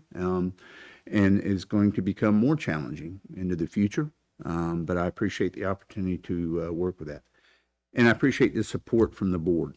I've been able to meet with each of you over the years and look forward to those engagements and appreciate the advice that you all have offered and the discussions that we have had relative to the topics that come before the board or just before the district as a whole, and your guidance with that. And I want to share that, it is very much a team effort here. I appreciate you all recognizing that. I've been very blessed with the staff that we have, our leadership team here, with that, and the staff as a whole, for the work that they do and the commitment that they have here. I think many of the staff, if not all of them, they have that similar passion about our resources here and value our resources greatly. And so I think that provides a better product for the district and service to our public as a whole with that. So thank you all very much for your consideration on this. Well, we appreciate you too very much. And, if things get a little iffy, we'll put Mr. Schwab on you. There you go. All right, so we have made our motion and we have voted on that. So at this time, is there any other discussion from the committee? I got one All right. question, and I don't know if it's appropriate or not, but I'm going to ask it. And if it's not, Madam Chair, you can tell me not. Hugh, what is your projection? I mean, are you a 2 to 3 year guy? Are you 5 to 10 year guy? I mean, Well, I do still have one daughter in college, so that in and of itself. Then she'll want to get married. Don't worry about the Yeah, I college. just got one off of that Yeah. wagon last year. Mr. Thompson, what I would say is I still enjoy the job, not every day, but the majority of days, I'll put it that way, coming in. And I've been very blessed, as I mentioned, to have good staff here and supportive staff with that. I would envision probably the 2 to 3 year commitment at this point. I remember whenever I was interviewing for this job, some of the discussions that I had with the board members was the longevity. And, to them, I committed, good Lord willing, I committed that, probably 8 to 10 years with this. This is, I believe, year 7 for me. And so if the board desires to keep me around for that length of time and I can still be of service to the district, I'd like to maintain that. well, when you got a 5-star director, you don't want to, balls in your court unless you do something really I appreciate crazy, that. but, I do. I am getting older. I think it's I still like to be able to function and. as a board member, I'd, like some kind of notice, and also like to know that we got either some kind of succession plan in order and time to transition into, somebody of your quality, and, hopefully we could attract somebody that would fill your shoes. Yes, sir. So, that's one of the challenging things about a board is when they have to, make a change or have to hire an executive director, because Lord knows we don't want to run the district and we don't want to be having to, be more involved in what our duties and responsibilities are with regard to coming to board meetings, making decisions. So, I guess we got plenty of time at this point, but it was, my preference would be that you could communicate that with us, even if it was, definitely something that only the board knew about, but just something that we have a little advance notice, that's all. Yes, sir. No, sir. And Mr. Thompson, I would commit that definitely to the board. I feel responsible to do that. I'd like to think that when I do exit here, that we've left the district in a better spot than it was whenever I started the job. But having said that, I'm a firm believer in succession planning as much as possible. I think we do have some qualified folks in-house. But that'll be the board's decision on there. And certainly, even external to the district, that could be supportive as well. But it is in my mind, and I've had some discussion with my leadership team about that and those efforts. But I would commit to the board as much as physically possible. I will definitely give you plenty of lead time so that it makes a smoother transition. Thank you for that. Sure. Madam Chair, I might suggest one other thing, though, that, and I'd be willing, like Mr. Thompson said earlier, if one of the other board members wants to have my place on this committee, I'd be more than happy to step aside and allow more participation or less participation or whatever. But I would encourage anybody that would want to join in the evaluation to be a part of it. It's not, other than being on time, not that big a deal. It's not real hard to do, and Robin keeps you pretty straight Yes, she on that does. right there. Robin's not gonna let you be late. That's right, exactly. That's So I would encourage you guys, if you guys want to be a part of it, that this isn't an exclusive club where you can't be, join up. It's good. She even arranged for hand delivery of mine, so I could get it in ahead of you. You got to be early if you're gonna be ahead of me. I mean, Robin did that for me. Oh, is that what she did? Okay, all right, that's fine, Mr. And Trump. Hugh, when you decide that we've gotten too old for this, sure let me know so we go to Georgia and kill Yeah. that deer. I will do that, Mr. Charles. Thank you. Oh, Lordy. All right, have we adjourned yet? No, I Or- make a or- motion that we adjourn. Okay, we have Second. motion and second. All in favor, say aye. Aye. Those opposed, like sign. Motion carried. All right, well, let's see here. We need to probably get on into our audit committee. If y'all all got your audit information?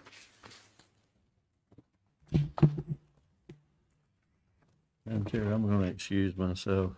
All I'm right. not a part of the committee. I would love to sit in on it, but I'm gonna do the same. Drive safely, all right? Hey, man, leave us to do all the work. That's fine. I might volunteer you for something. You just did, I'm pretty sure. Yes, sir.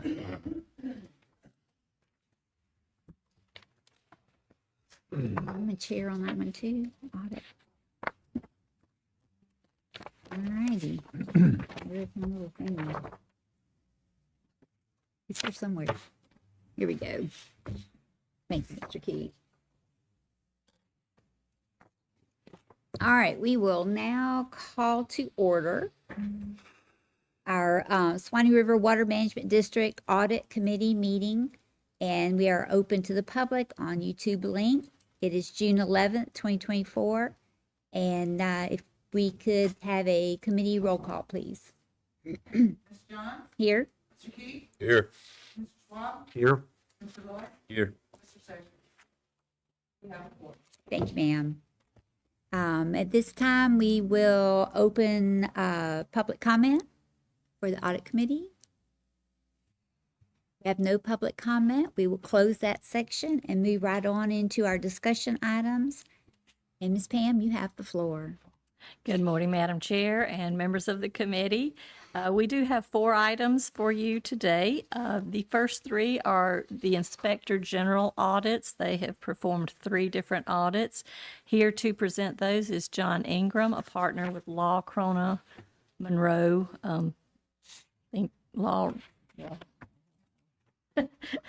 Members of that Law, Red, Crona, and Monroe. So what I'm going to do is I will present, introduce each one of the different audits. Mr. Ingram will come up and he will present. Then I'll come back and read the recommendation for your vote. And then the final item is to discuss the competitive solicitation request for proposal for the financial audit services, which I will then present, and we'll kind of go through that proposal in a little bit of detail and have some discussion about it. So our first item then is item number 3, which is the Inspector General Audit Report 2401, which is the internal audit of cybersecurity.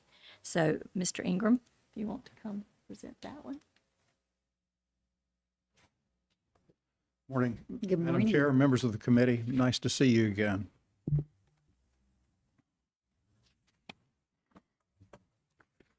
Our audit of cybersecurity focused on two areas from the NIST cybersecurity framework.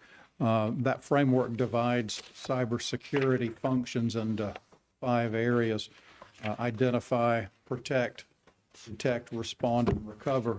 And in this audit, we focused on the identify and protect functions. And the identify is those functions involving obtaining an organizational understanding to be able to manage cybersecurity risk. So it's framing your organization and having an understanding of what it is that's in your custody, in your possession, that needs protecting, and assessing the risks. So that's the identify function. The protect function is, of course, the developing and maintaining those safeguards to protect your resources and ensure the ability to continue delivering your services, and also to limit or prevent the impact of a cybersecurity event. And in this audit, we found that the district has taken many important steps to develop an understanding of its business environment, resources, and related cybersecurity risks to use as a basis for selecting and implementing security controls. And we provide some more examples in the report itself, and I'm not going to get into details because of the content of this report is protected under Florida law because it's cybersecurity related. But of course, if you have specific questions about details, you can individually ask us offline or ask management. We just can't discuss it in a public setting. We also found that the district has placed many protective cybersecurity controls in place, and we give some examples as well. We did note opportunities for improvement in 4 areas. None of these areas are items for alarm, but just areas where existing controls could be further strengthened. We've provided that information to management, and they've provided responses. And part of those responses were areas where they've already started addressing those. Any questions on this audit? Questions? So for, the recommendation is for the acceptance of the Inspector General Audit Report 2401, Internal Audit of Cybersecurity from Law Reg Crona and Monroe. Okay, Ms. Pam is asking for a motion. Motion to approve. There's a second. All those say aye. Aye. Aye. Those opposed, like sign. Motion carried. Thank you. So item number 4 is the Inspector General Audit Report number 2402, which is the follow-up on district corrective actions regarding prior internal audit findings. Again, Mr. Ingram. In this follow-up audit, again, this cybersecurity was the topic of the finding that carried forward from previous audit. And so again, we won't get into the specific details, but the good news is that management has addressed that finding that was still open, carried forward from previous period. And so we consider that closed, and that won't be a topic of further follow-up action. Any questions? So the staff recommendation is the acceptance of the Inspector General Audit Report 2402, the follow-up on district corrective actions regarding internal prior internal audit findings from Law Reg Crona and Monroe. Make that motion, Madam Chair. Second. Motion is second. All in favor say aye. Aye. Aye. The opposed, like sign. Motion carried. Thank Good you. job, Pam. Yeah, we can thank IT. They have really worked hard to get those resolved, and so Wonderful. John Wood and now Tyler has taken over for him. And You know, if I had some more details about it, I probably could have some questions about it, but being that, everything's kind of secret. Yes. We're welcome to give you the. It's, no, it's okay. I mean, we'll just keep it where it needs to be. Item number 5 is the Inspector General Audit Report 2403, the internal audit of cost share agreements, which is in your packet. So the full. Yes, and this report is not protected under law, so it is not confidential. And in this, we did an audit of selected district agriculture and river cost share agreements. And these included 24 agricultural cost share agreements that were executed in calendar year 2023. And we also looked at river cost share agreements related to all 8 program expenditures made by the district in calendar year 2023. And we examined supporting documentation for the application and approval and establishment of contracts for these participants for these 2 programs. Taking into consideration Florida law, district policies and procedures, and governing board directives for the 2 programs. And we found that for these agreements that were included in the scope of our audit, that the district maintained documentation demonstrating that the selected requirements of the governing board directives and district procedures were followed by district staff.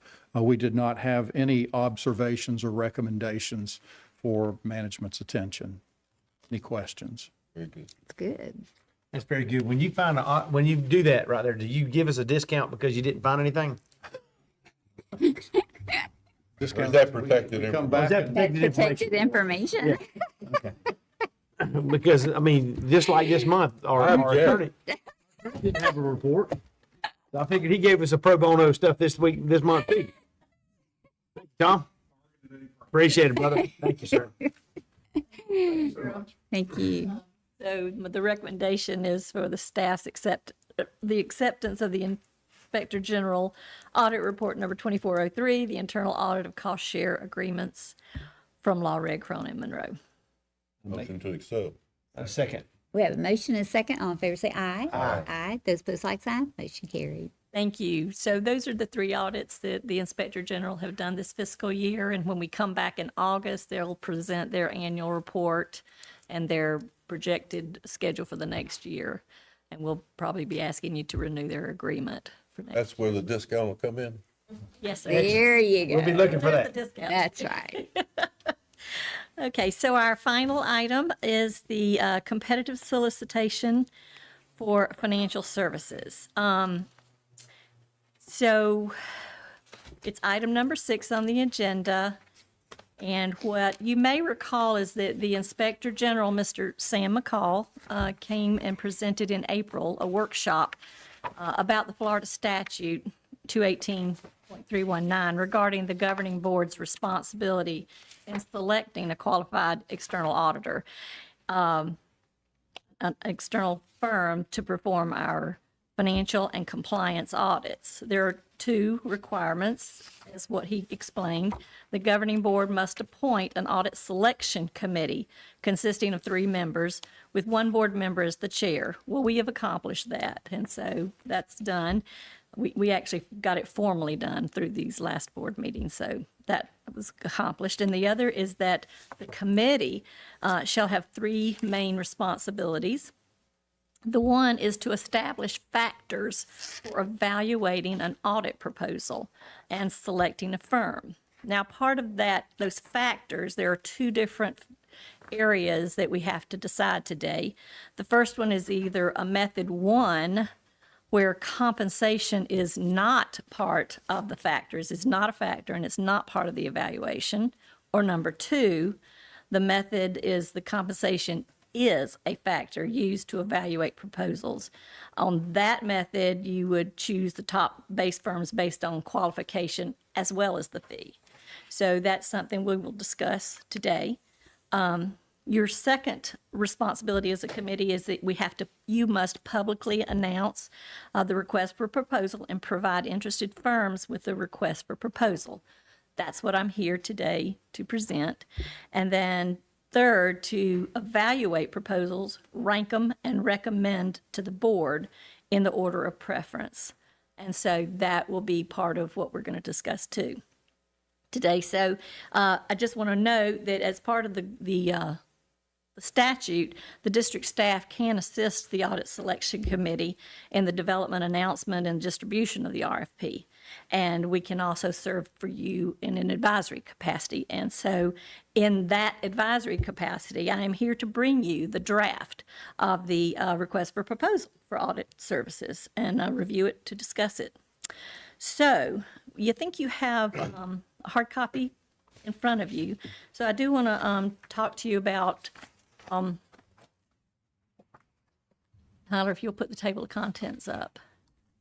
This is the request for proposal for audit services. It's made up of 6 different sections. And the first section is the introduction. And it just kind of discusses what the RFP is about and that we're looking for a period of a 5-year base period from October 2024 to September 2029 with 3 one-year renewals that will take us through FY31. Again, this is up for discussion. Again, we'll talk about that as we go through here. The second section is the proposal schedule. And I guess we're going to review that a little bit later. And then section 3 are the instructions to the proposal. That is on pages 2 through 7. And it really defines how the proposals are submitted, including the required documentation. There are 7 parts I've kind of laid out for us in the proposal. The title page, a transmittal page, a transmittal letter, an organizational profile and qualification, a personnel qualification and experience, a section for references and prior governmental audit experience, a section for technical and management approach, which is basically the work scope, and then a section for the cost proposal. This is assuming you want to include the fee as part of your proposal, and we'll, again, get to that in a minute. Section 4 is the key points of their pages 7 through 11. Those define the proposal evaluation process. It contains also the required legal statements that we include in all the district's competitive solicitations proposals. Again, we're going to discuss that in a little bit more detail. Section 5 is the statement of work. That's on pages 12 through 22, and that contains statements of work which provides information about the district's finances and also the expected work product and the due dates of the audit, of the proposal, sorry. So, and the final section is section 6, which are response forms. Those are on pages 23 to 30, and they include the required forms that we are going to ask proposals to submit in this order on these forms. Okay, so there'll be consistent proposals between proposers. So my first discussion that I really want to let's hone in on is I want to draw your attention to section 4, which is on page 8 of the proposal.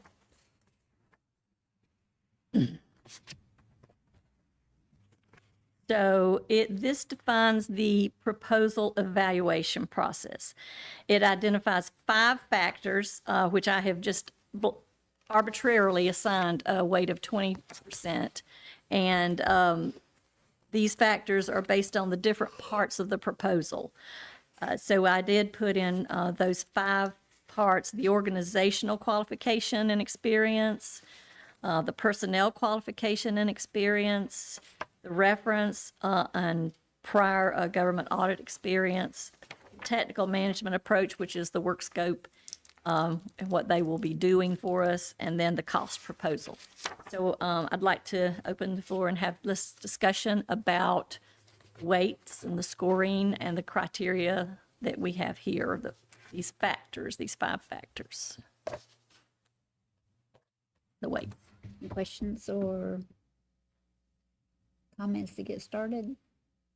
Yeah, I guess just quickly, so you opened up and talked about the 2 different factors, so it sounds like this is the one that does include cost. If you didn't include cost, is the decision totally made by the qualifications and zero cost is factored in, or is there a place where cost comes in later if you had two qualified firms? Madam Chair. So this is the place that we need to discuss that. If you include the cost, then it becomes part of the weight and part of the selection. If you do not include the cost, then yes, you're only going to choose factors that are about their qualifications. Once you choose that, you'll choose the top 3 firms, and then we will begin negotiations with the top person. And then if that doesn't work out, we go to the second or we go to the third, but it would be independent negotiations that you are allowed then to allow the executive director or staff to negotiate on your behalf.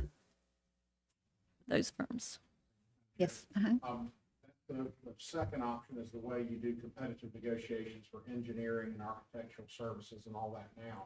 You do a competitive solicitation, and then you get a ranked list, and you try to negotiate fees and everything with number 1. If you can work that out, move on to number 2, on down the list. So it does enter in. It just enters in at a later stage. Thank you. And we could, I'm sorry. Yeah, you can't go back. You can or you can't? Not. If the cost is not part of your proposal and you've done negotiation with one and it doesn't work out. So let me understand this right here. The selection committee is going to choose the auditors, and it could be 3 or 4 different firms. And this is for a 5-year agreement, is that right? That's up for discussion if that's what you want. It would be for a 5-year base period with 3 1-year renewals. Okay, all right. It's kind of standard. So let me ask you, let me ask you guys a question, and Dr. Brown and Tim, if you guys want to mention this, if it's okay with you, Madam Chair. Which of for the district in doing business, which is easier to do? Do you like the idea of just having the top 3 or 4 firms that meet qualifications and then negotiate the price with them on the project? Or do you like knowing going in that you know that what the budget, because you know that the price has already been figured in? Madam Chair, for me.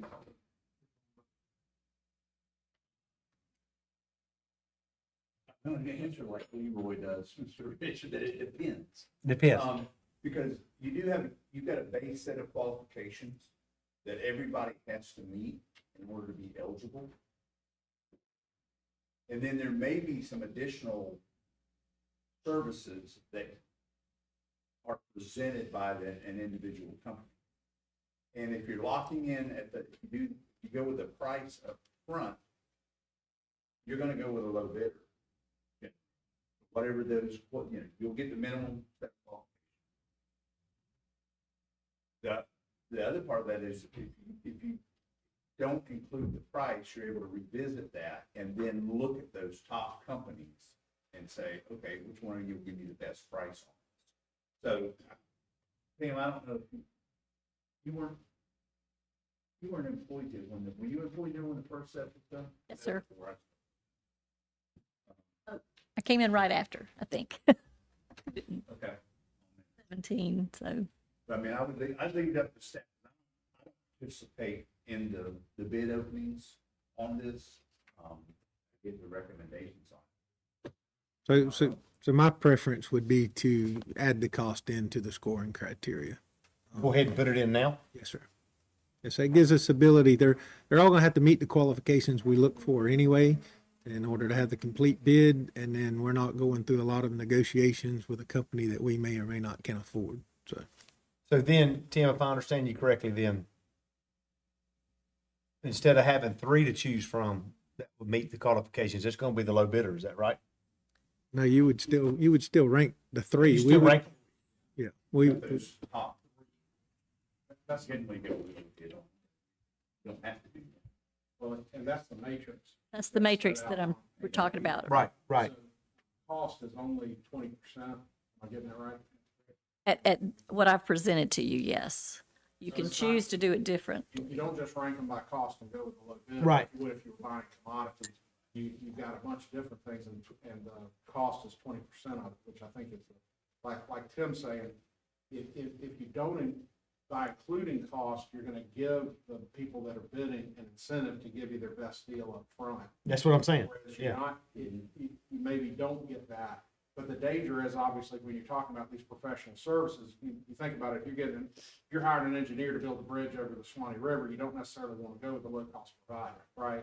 You want to make sure that they have the qualifications and all of that. And that's what the matrix like this is trying to do, is to give you that, ensure those qualifications, but also work in the cost where you give them incentive to give you the best deal.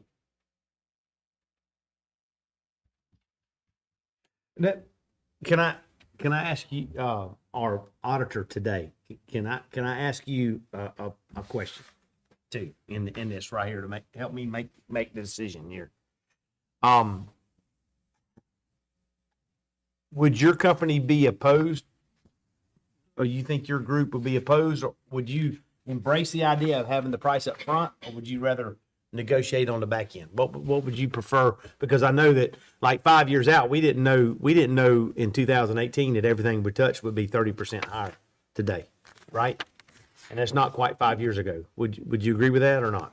Well, but before I respond, let me preface it. Sam, I was not privy to Sam's discussions with Pam as far as the input to the process, so I might be responding at the risk of that's contrary to what Sam recommended, so I'm going to tread carefully here. I think the point that you're not buying a commodity, you're acquiring a service, that these other factors being considered, it's very important that you're finding someone who's qualified to serve you and provide the services that you need and provide it well. So it comes down to your question is, do you include the cost in there initially versus after the fact when you've whittled the number of qualified proposers down? I can certainly see the value of including that cost as one of the factors, but it is just one of the factors, and you could weight them differently if you so chose, depending on what is a bigger concern. But as the point that was mentioned, if you weight cost real high, then are you going with a low bidder who is perhaps not as qualified? So I would not have a concern, just speaking personally and not having been privy to what Sam has advised. I would not be uncomfortable with including cost as one of the factors up front. Certainly have, and I think a big important is that in your request for proposals, and you're clearly stating what those criteria are, and then once you have that in place and that's what they're responding to, you follow that process and document it and use that criteria fairly to make that decision, so that you're in a position to be able to defend what you chose, because you very well know in the activity of procurement, they can be challenged, they can be legally challenged. So you want to, as an auditor, I always fall back to document what you did, demonstrate that you followed a proper process, so that heads off reduces the possibility of pushback or even litigation once you've made a decision. I don't know if that helps you any. Yes, sir, it did. Thank you, sir. I'll just comment if I can. I certainly agree with what the gentleman said. It's one of the factors. There's nothing wrong with a professional service having a higher price than another one if they value their service. I have X personnel that earn X amount of money. That's how much it costs me to operate. But you're going to get the expertise of this experience. There's nothing wrong with pricing, being being higher than someone else. But it's part of the evaluation, and it quantifies why you make your decision. Now, if one values his services so far beyond what anybody else does, a lot of times you rule out the lowest and the highest, if there's some huge disparity that you can't explain by experience, but, if it's $10,000, these are just part of how you determined who you picked. And it quantifies your decision, and it documents the procedure that you followed. I agree with what the gentleman's saying, and I wouldn't be afraid to put your price in there, because as business people and the board members we understand cost. And I understand when it comes to service, you can buy a GMC truck anywhere in the United States, but what dealership gives you the service when you need it? That dealership's special to you. So, I think having the price is good up front. It saves some legwork with staff. And, if it's, that's not going to keep you out of the top 3 or 4 that we evaluate. And you may get a chance to explain why you value yourself so higher, but other than that, it's just one tool in the toolbox. I would prefer a complete proposal. Is this based off of what other districts use? Is this a common? Madam Chair. What I did is I took our first RFP that was done back in 2016, and then I combined a lot of the work that Northwest does, since they're similar in nature and they have the same type of audit we do. The other water management districts does what's called an ACVR, and it is has a whole statistical section, and that we don't even do the part like they do. And so I took excerpts from Northwest, and I took some of the best of both and kind of combined it, taking with the recommendation that Tim and I discussed, and even in Kristen, and we kind of talked about what our needs were. And after being here for 7 years and dealing with the auditors, I just kind of tried to put it together in something that I thought would be presentable for you. So That's good. now the weights and the criteria, it was my choices, but the weights, I felt like it was something that y'all might want to discuss. Just some comments on that, just to help maybe put it into perspective. I just did a quick math here. So there's a formula on the cost. So I think we would just need to be aware of that. The first 4 sections can be a 1 to 10 from any of the committee members, right? But the formula All of them basically are 1 mean, to 10. yeah, All of them are 1 to 10. You would choose, your score would weight 1 to 10 on the, and you would multiply it times the weight. Right. And then that would get a score, and then you'll total all that score at the bottom, and that's the one you would compare. I'm going to talk about that too on the evaluation part, but. I just ran my calculator. If you have the lowest bid's going to get a 10 in that section. Well, And if another firm was double, so if it's twice the cost of the lowest bid, they're going to get 5. That's just going to be a math calculation there. Yes. Just had to think that through in my mind of, because I think that factors into the weight that's put into that section. It does. The maximum weight of the whole scoring card that you will have for each proposal will be 1,000 max. If you gave everybody a 10, one proposer could get $1,000 from you. And then you would have a different, and then we would average those together. Okay. And then for each proposer, and then, but then on the scores, yes, if you see that, say like the cost of one proposer is twice, like you said, you might not want to give them a 10, you would give them a 5, and then there's the math calculation where they would have 100 points, opposed to if you gave them a 10, they'd have the 200 points. So then it would average down to the bottom, and each one of those items is the same way.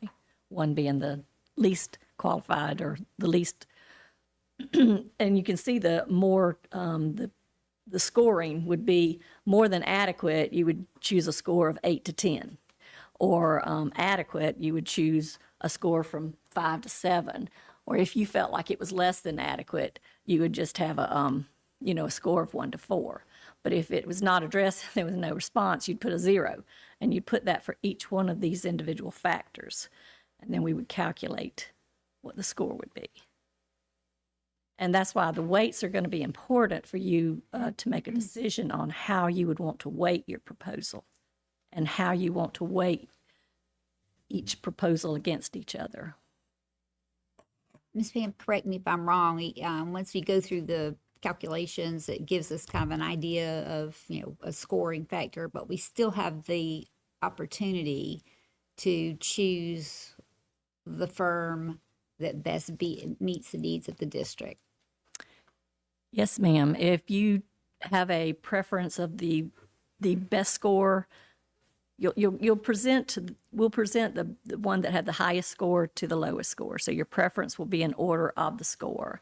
And then you still can choose from any of those given the discussion and the reasoning, and you can choose them.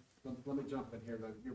So I think when you get those scores, I don't think you're free to say, well, this guy's clearly higher than that guy, but we like this guy better, so we're going to go with him. But I do think the board would be able to say, we appreciate staff's evaluation, but we think the technical and management approach, we would score that higher. And so we, are going to make an adjustment to that. Does that make sense? I think you'd be subject to challenge if we all just said, well, yes, we all agree that this firm scored higher than that firm, but we decided to go with number 2 just because for some other reason. Right? So, because you're, go ahead, I'm sorry. No, I was going to say, Tommy, I think that's why we were asking direction, because if we want to weight the organization qualifications higher now and qualification experience, now would be the time and bring that weight for the price down to a 10. And I don't disagree with any of that. What I'm saying is that whatever matrix you come up with, I don't think you get to ignore it later. No. That's my point. I'm not challenging that you come up with a We're matrix. coming up with a matrix now. Because the way you challenge it later, if I was not successful, is I would say, well, they had this matrix, they scored us this way, but they didn't award it that. I mean, am I? Madam Chair. Yeah, and I guess that was my question. Once we get these scores, then whoever had the highest score is it. We don't get to further feel like that. I don't think you're bound by your staff's scoring. I think you can change that. You can look at that scoring and say, we don't necessarily agree with the scoring. What you can't do is you can't say, we understand, no, this firm scored higher, but we're giving it to the one other one. Staff's not scoring. That's not scoring, sir. The committee. I thought staff was doing a proposed score. No, sir. We're presenting this as their proposal, and they will be doing the scoring. And then we will take an average of their scores to come up with the preferences that they've come up with based on their scores from the highest to the lowest. But according to statute, my understanding is even with the cost included, you will want to go with your highest ranked Right. That's why we'll proposer. put this together right now. However, there is an ability at that point for you to have discussion and make decisions not to choose that one if you want, but there has to be a reason.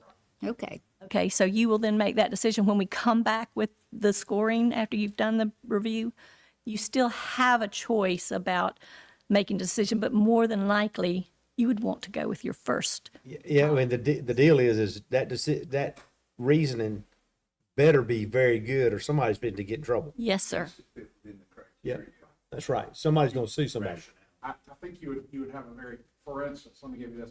I think you'd have a very difficult time choosing someone because of criteria, for instance, not listed in this matrix, right? Oh, yeah. Because you've got to give them fair notice Yeah. of what you're going to be scoring.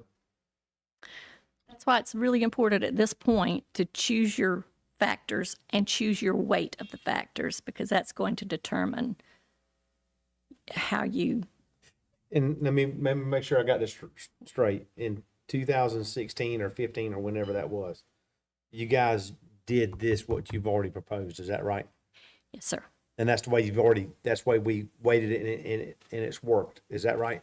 This is a little bit different than what we did because the staff did the evaluation and it wasn't this refined.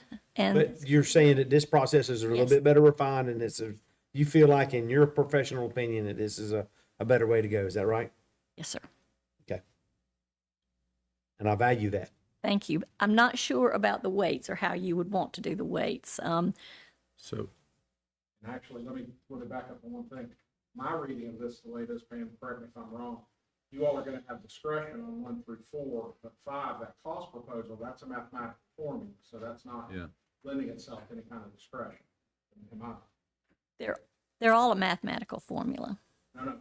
One, you would decide, do we think they are less adequate, more adequate, and you'd assign a number based upon that. Oh, yes, I'm 5, we're sorry. gonna plug that into a math Yes, equation, and that's gonna spit out a number. that's right. The lowest score, on number 5, the lowest score would get the 10. And then you would choose your percentages or your scores based on what the other people put in their proposal based on that. So yes, the lowest score would get the 10. And I'm not saying there's anything I'm wrong sorry, with that. I you're just right. want y'all to It's understand still a that. mathematical formula. It's just the lowest score would get the 10. No, it is a mathematical formula. If the lowest score gets 10 and the next one is double, the next one automatically gets Yeah. 5. We don't have the discretion to give it Again, six. if you have one firm with whatever the lowest price is, they get 10. Everything else would be that number times 10 divided by the other firm's amount. So Yeah. that's where I said if it's twice as much as the first firm, it's a 5. If it's 3 times as much, it's 3 1/3 or whatever. That's just going to be a formula. There's a So that's number not that form subjective. generates that you We'll, have and discretion we'll to help give you it with that too. Yeah. I mean, the way it's written, I'm not saying you have to do it that way. So Right. That's the way that's written. Right here. And there's nothing wrong. with it. Proportionally, it's scored proportionally. Thank you. So one more comment, and We could change that as well, but we But- don't have to have it I'll that be way. very upfront. This is very new to me. It looks like it's a great way to go about a selection. There's five areas. We need to wrestle over how we weight those. The fifth one, we can decide how to weight it, but it's a formula. So 4 of those are subjective. 3 of the four really talk about experience. 1 is about approach. So my question, if there's anybody here, Ms. Pam, or anyone else would weigh in, is that of the subjective criteria, 75% of that is experience-based. 25% is based on management and approach. Is there any more insight we can provide in whether that ratio is appropriate or not? I will, Madam Chair, I will tell you that the Government Finance Officers Association, as well as even the statute, tends to want you to choose the best qualified. And so, yes, I think the weight of the higher weight on the qualifications is reasonable. Now, again, if you wanted to put, less weight on your references or your less weight on your technical management approach, you could choose how to change those weights, but I think you would want to put the majority of your weight in qualifications. Did I answer that? I guess I think so. The basis for my question is if you have a firm that is maybe up and coming and hungry, and how do you get that experience? How do you get that experience if you don't get an opportunity and you're waiting so heavily on experience? Can you potentially exclude a firm that could do great work, a great value?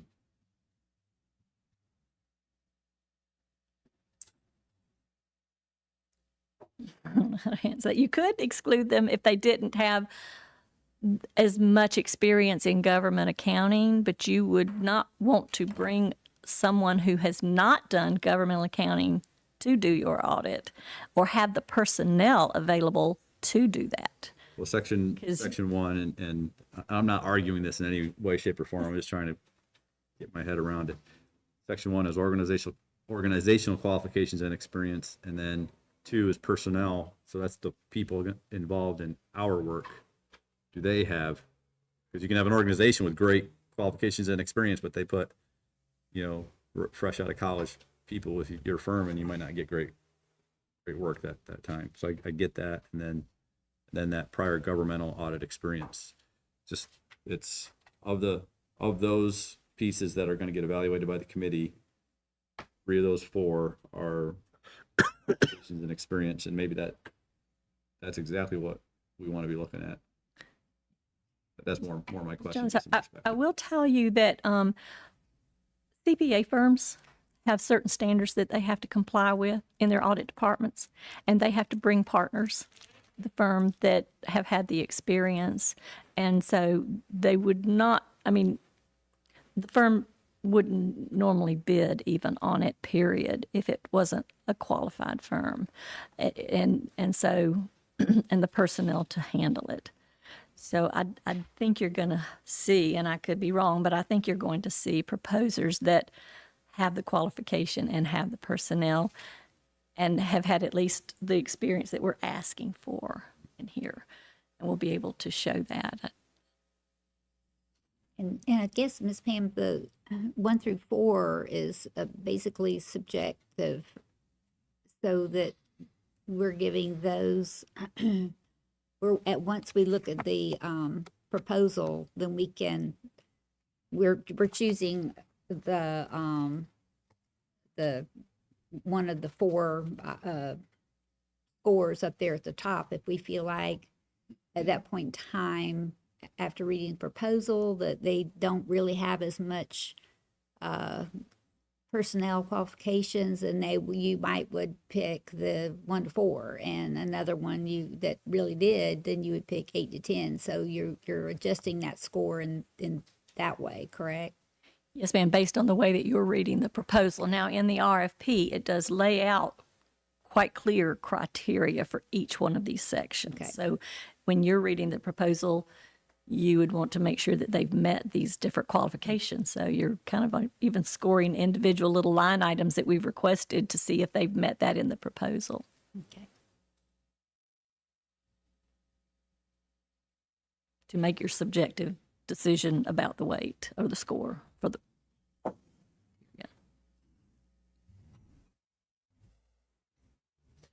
Well, I'm not coming up with a great reason to change those weights, I guess, based on the discussion we've had so far. What about, so the 5 years with the options? So let's say we go through this whole process and then we realize, ooh, wish we would have weighted it a little different. It is 5 years. Well, that's a different section of it. We can make that choice differently. I mean, that's part of your decision about how you do want to do that. Now, I will tell you that for audit firms, especially new ones coming in, their first year is going to be very costly for them.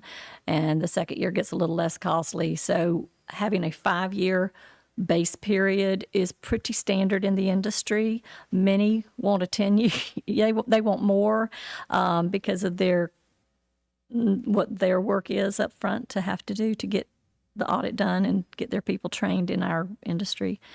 But I will say a 5-year with a 3-year, 1-year renewal is pretty standard in the industry. And after the 5-year, I mean, at any time you can, we write contracts so that if we have to get out of it, we have the option to get out of them.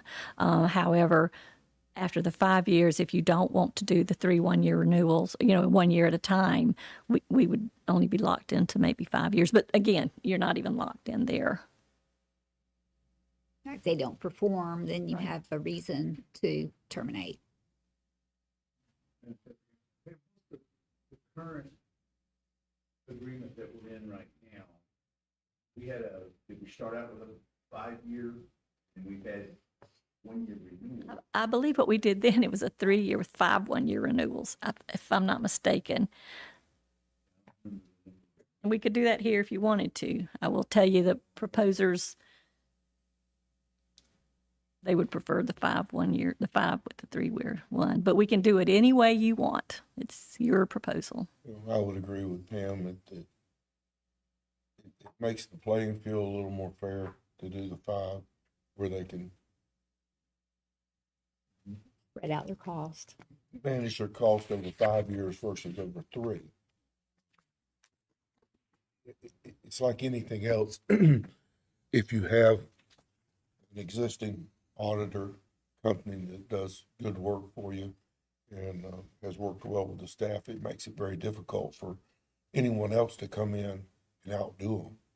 This matrix is fine. It has adjustments in it.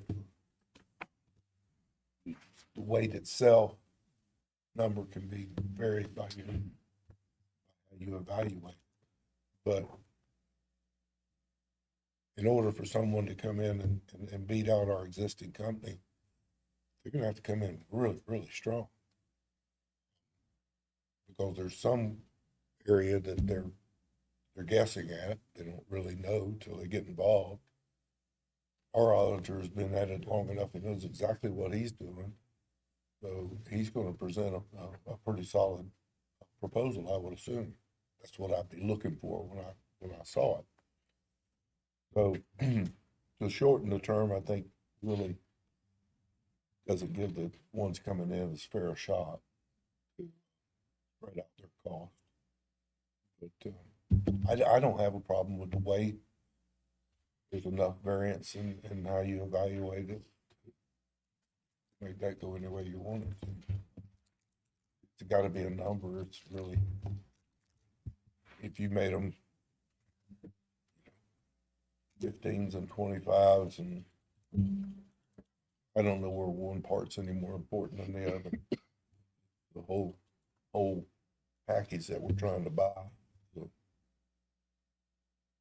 I don't think there's any problem with it personally.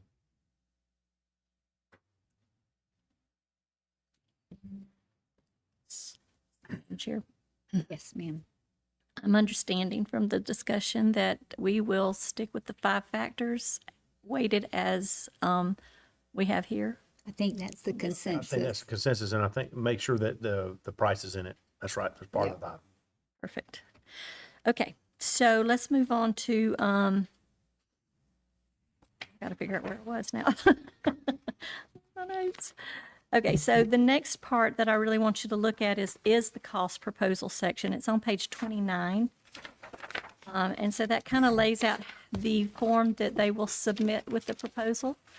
And it does identify the first, the 5-year base year cost, which is a one-time cost, but it kind of breaks down the 5 years so that you can even see that if they want to have a higher cost in the beginning, but can decelerate that as they become more knowledgeable of our business, it gives them an opportunity to show that their price is coming down, but that it's an overall contract amount with individual year amounts.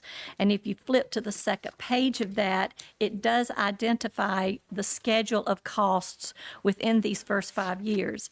And so it identifies the job titles, like who will be performing the audit, the estimated hours, and their hourly rate for anybody that's involved in the audit. So for the 5-year period, you can see what their staffing plan would be and what their rates are, so that when you're comparing proposer to proposer, you're not just looking at a rate, an amount that they're submitting. You're looking at what type of staff they're putting in, what their hours are they're expecting, and you're looking at their hourly rate. So you can compare, proposer to proposer on the schedule of costs for those 5 years as well. Ma'am, you're really complicating this Yes, Mr. because Your wife will we are help you not, with this. we are not accountants. Okay, honestly, we're not accountants. We're bottom line kind of people. Right. At least I am. So, I mean, I don't know if it's going to be a 2-year accountant that you're going to put on there and it's going to cost you, $30,000 a year. I don't know what that means. We got to keep it simple.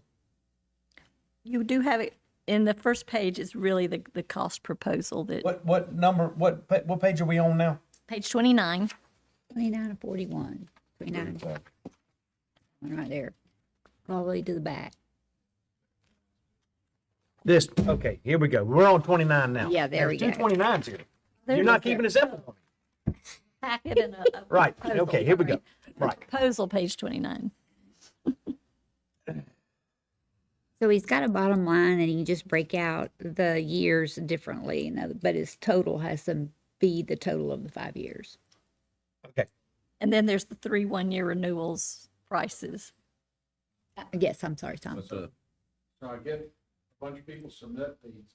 How do I figure out the lowest proposal to award the 10 to and number 5 under the mayor? Would use the 5-year. Total of all of the 5 years, is it the total of the 5 years plus the 3? We can make that decision right here. Should be the total of the 5 years, I would think. It's the 5-year because. Because the others are 1-year renewals options. Are negotiable too even, so. Yes, the next 3 years will be negotiable. Right. We probably need to say that. Okay. If it's not said already. In the weighted, in the average, in the scoring, we will make sure that that's put in here. Thank you for pointing that out. Well, the proposal's gonna include the 3-year number apparently. But those are optional years They're optional, but they'll be there. I mean, to look at, right? Yeah. But I think the base I think bid would what be Tom the was 5 saying, that years. we needed to know what that was gonna be. Well, it's gonna be on the proposal. If there's anything wrong with, just like Pam said, there's nothing wrong with doing it either way, but we need to say it, then specs, which way we're going to do it. And we'll do that if that's your decision, is that we can say in the ranking, the cost will be based on the 5-year. Correct. Okay, 5-year total, yeah. I would say the total for the 5 years. total for the 5 years, so the 5-year base year. Then- final base year. Because the thing that just comes to mind is, it's that total amount at the bottom, we're not, if they want to weight it more in the first versus the second or the third, we don't really care about that, it's the total, if that's what you're saying. Yeah, Tom, if we need to, we can reference that, as indicated on page 6 2A.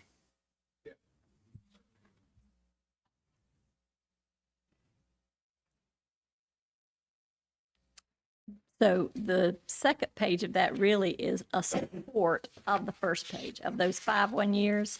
So whatever's in that year 1 of the base term would just be supporting what's on that first year line. So all of that will still add up to the 5-year.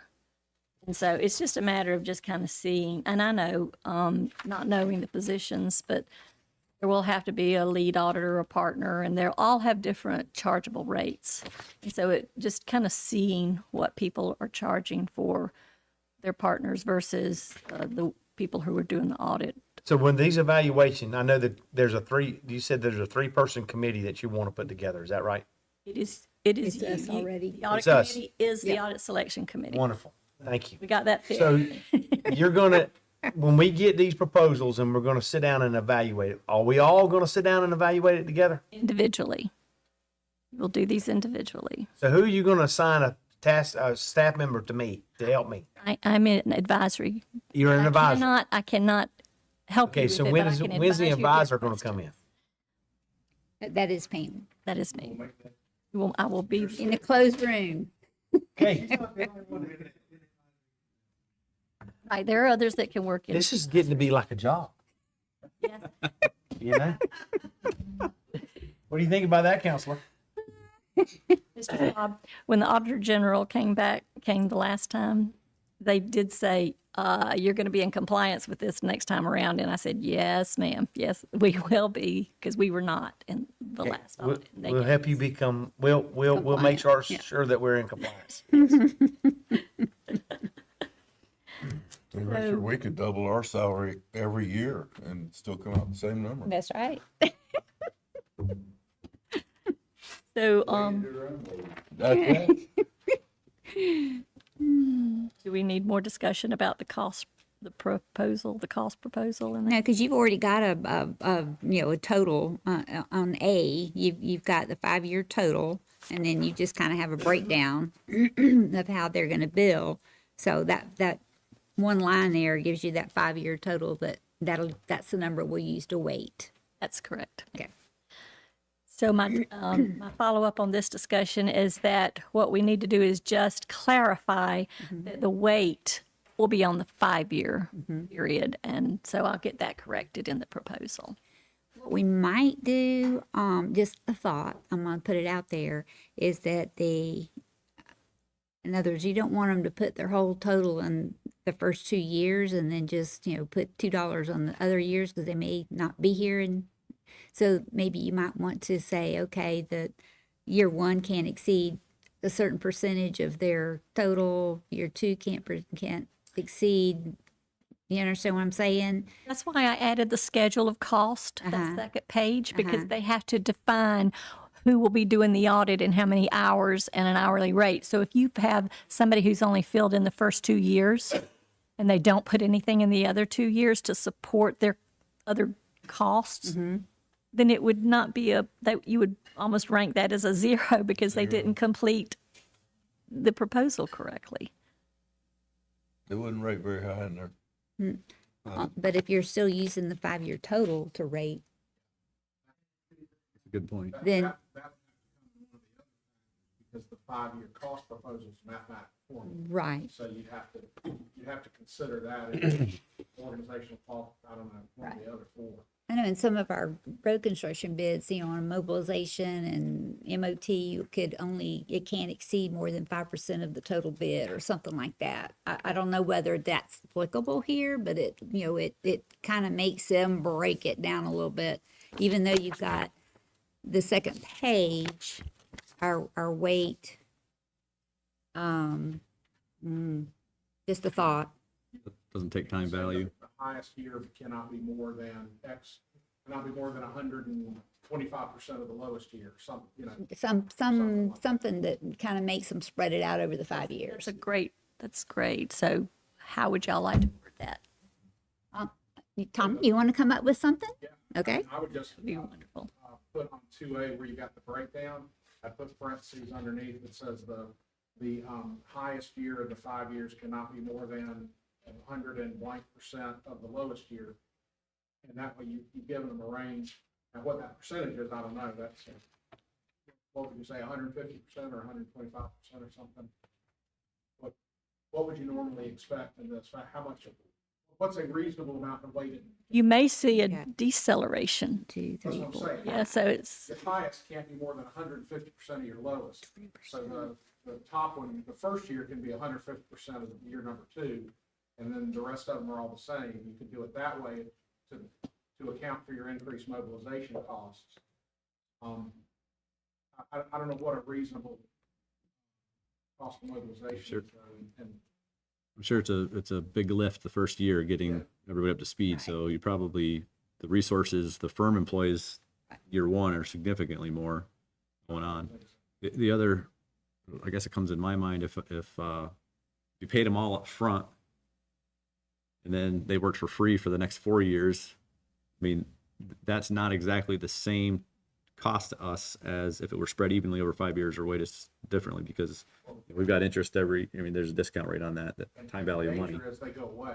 Right. Exactly. That- yeah. And then we're assuming more risk, so. So, I mean, But I think your schedule could mitigate that. You might just need to clarify that needs to be a lot of detail in there. okay. We will add a little bit more detail to try to keep that, and I'll get with Mr. Reeves. because if it were equal, it'd be 20% per line. Right. But if they wanted to put 30% on the first line, then, you could say, and then the last year can't be less than X percent or something like that. Any 1 year, any of High them. year versus low year.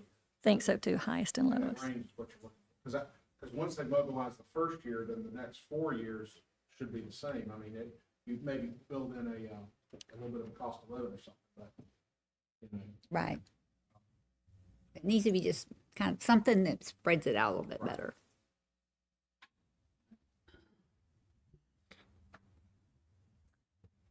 Okay, I will get that put in, and I'll get with Mr. Reeves to come up with something that is reasonable, and I probably will even reach out to another water management district to see if they've got some language that they've used in similar cases. I'm good to come up with language, but that's a policy decision now on what that highest versus lowest should be. So y'all- Okay, so y'all need to decide.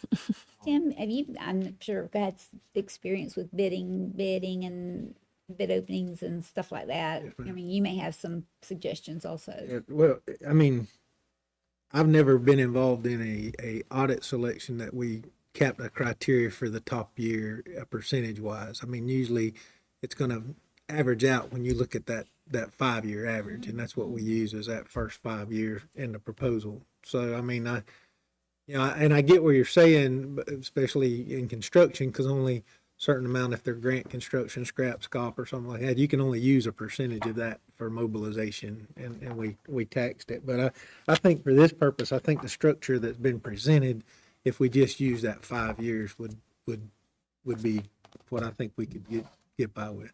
So Maybe we could we put some sort of a time value of money calculation in there, so if it is heavily weighted up front, that versus a firm that spreads it out evenly, you know, the true cost of the district would be less to the firm that spreads it out, because we're gonna be paying that later. We could do that, Ms. Johns.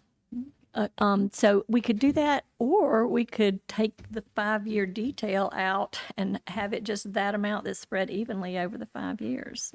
It's, What did the last firm do? Did the last firm, it was spread evenly, oh, it was just evenly? right? Well, that This would was take care of the something that- problem. That would be very easy policy. Yeah. And then we could take out the 5 years. spread out over 5 years evenly. Yeah, yeah, I like that idea. and But I still would want the, I can't take credit for it because Yeah, that- Dr. Brown actually brought it to my attention. But when we're scoring out on that 5, criteria 5, where we're scoring the cost, you can take that in consideration of spreading that out over the 5 years of how they weighted that. You could weight your score there. but we can't if we take it out. So rather than having it just be a formula, as has been referenced, it could be a formula for some component of the score, and then the distribution of the costs per year as another consideration that would allow the board, if the lowest score is a front-end loaded score, then you could include in the cost proposal, the formula plus the distribution of the cost or the reasonableness of the per year charges. Let's just make it really simple. Okay, and let's just do it evenly. All right? We That will would take- work, I will but take it just the stays breakout simple. off the cost proposal. We won't do this percentage difference between the years, but do you want me to still have the staffing plan just for, If you would, if you want, leave that in there, there's no problem with that at all. And then it gives you a little bit of idea. okay? And we probably need to add so take out exactly what you said, take that out, and then add a parentheses underneath. This amount must be divided evenly over the 5 years. Or 1/5 of this amount would be charged each of the 5 years.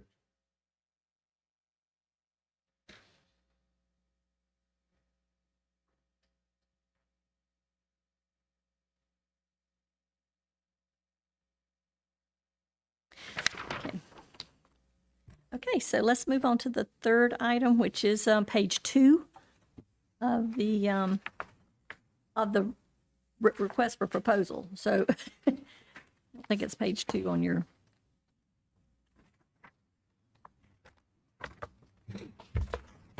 It's page 2 on the RFP. So this is the proposed schedule, so I kind of wanted to go over what we're talking about on schedule-wise for you guys. All right, I'm lost, Miss Pam. I'm sorry. Which, it's just 14 of the packet. 14. I got it. Sorry, I should have had those numbers. 2 of 14. Page 2 of the proposal, page 14 of the packet. I got it. There's a 2 and a 14. No, I'm jumping back because it just made sense to do it in this order, but. We're all good. We're catching. We're great. Yep, we're doing good. So, once we have finished this discussion and you vote to accept the proposal with the changes that we've discussed, then on Friday of this week, we will actually release the RFP. Sharon Hingson, Sharon back here, who is our procurement manager, she works with Ben. She will actually take the proposal that we have here and post it on your behalf to 3 different platforms. It will go to the state vendors marketplace, it will go to the district's website, and it will also go on DemandStar. DemandStar is an electronic competitive solicitation platform that we use here at the district. Any vendor registered in any of these platforms will receive notification to get this RFP. So, how long do they have to get it back? Okay, so 2 weeks later, on June 28th, that's the next line, they have an opportunity to send us questions. So by 4 o'clock that day, they will send questions back to Demand Star. And Sharon Hinkson will be compiling those questions that come in. As they come in, I'm going to be answering them, and you will also have an opportunity to see those questions and answers as well. I'll provide the responses, and those responses are due back out on the district's website and Demand Star and all the places that we've posted before on July the 8th by 5 p.m. That's a 10-day period, but that's only because we have a weekend and a holiday in there. Otherwise, we would have gotten the responses back quicker. So then 3 weeks later, we're going to give them 3 weeks from that point, on Friday, July 26th by 3 p.m. to have their digital proposals submitted and uploaded to Demand Star. At that point, Sharon and I will open the bids at 3 p.m.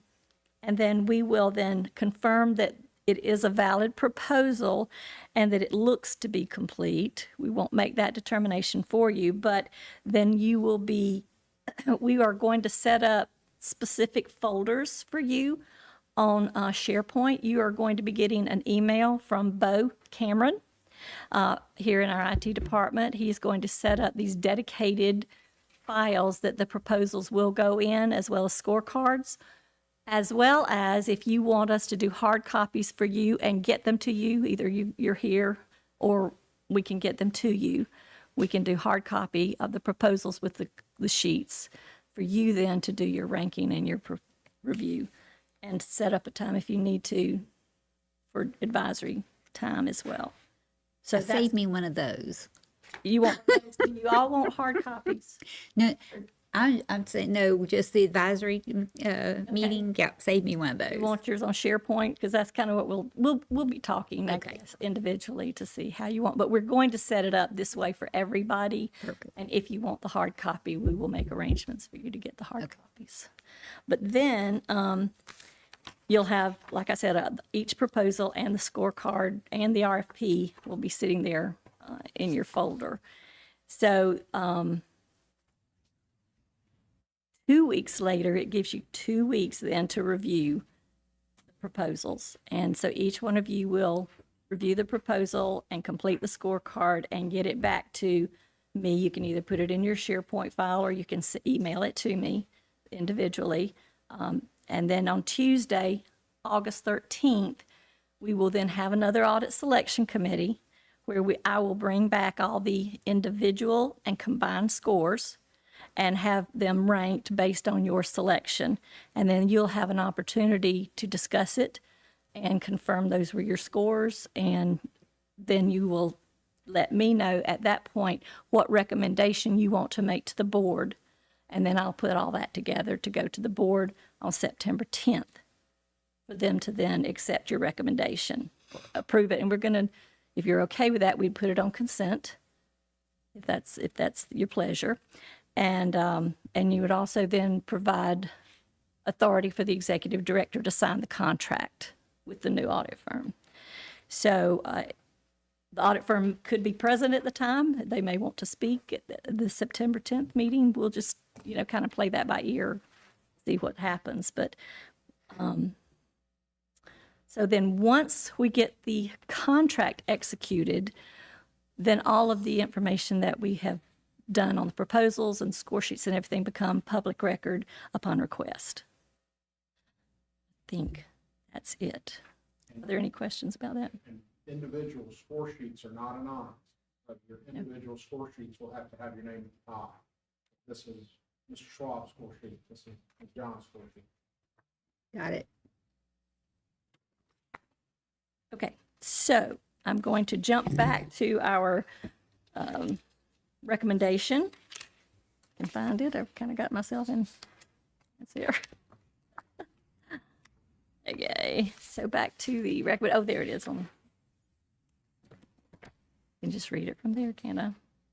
So as your advisor, I am asking you to approve the competitive solicitation request for proposal with the changes that we have discussed.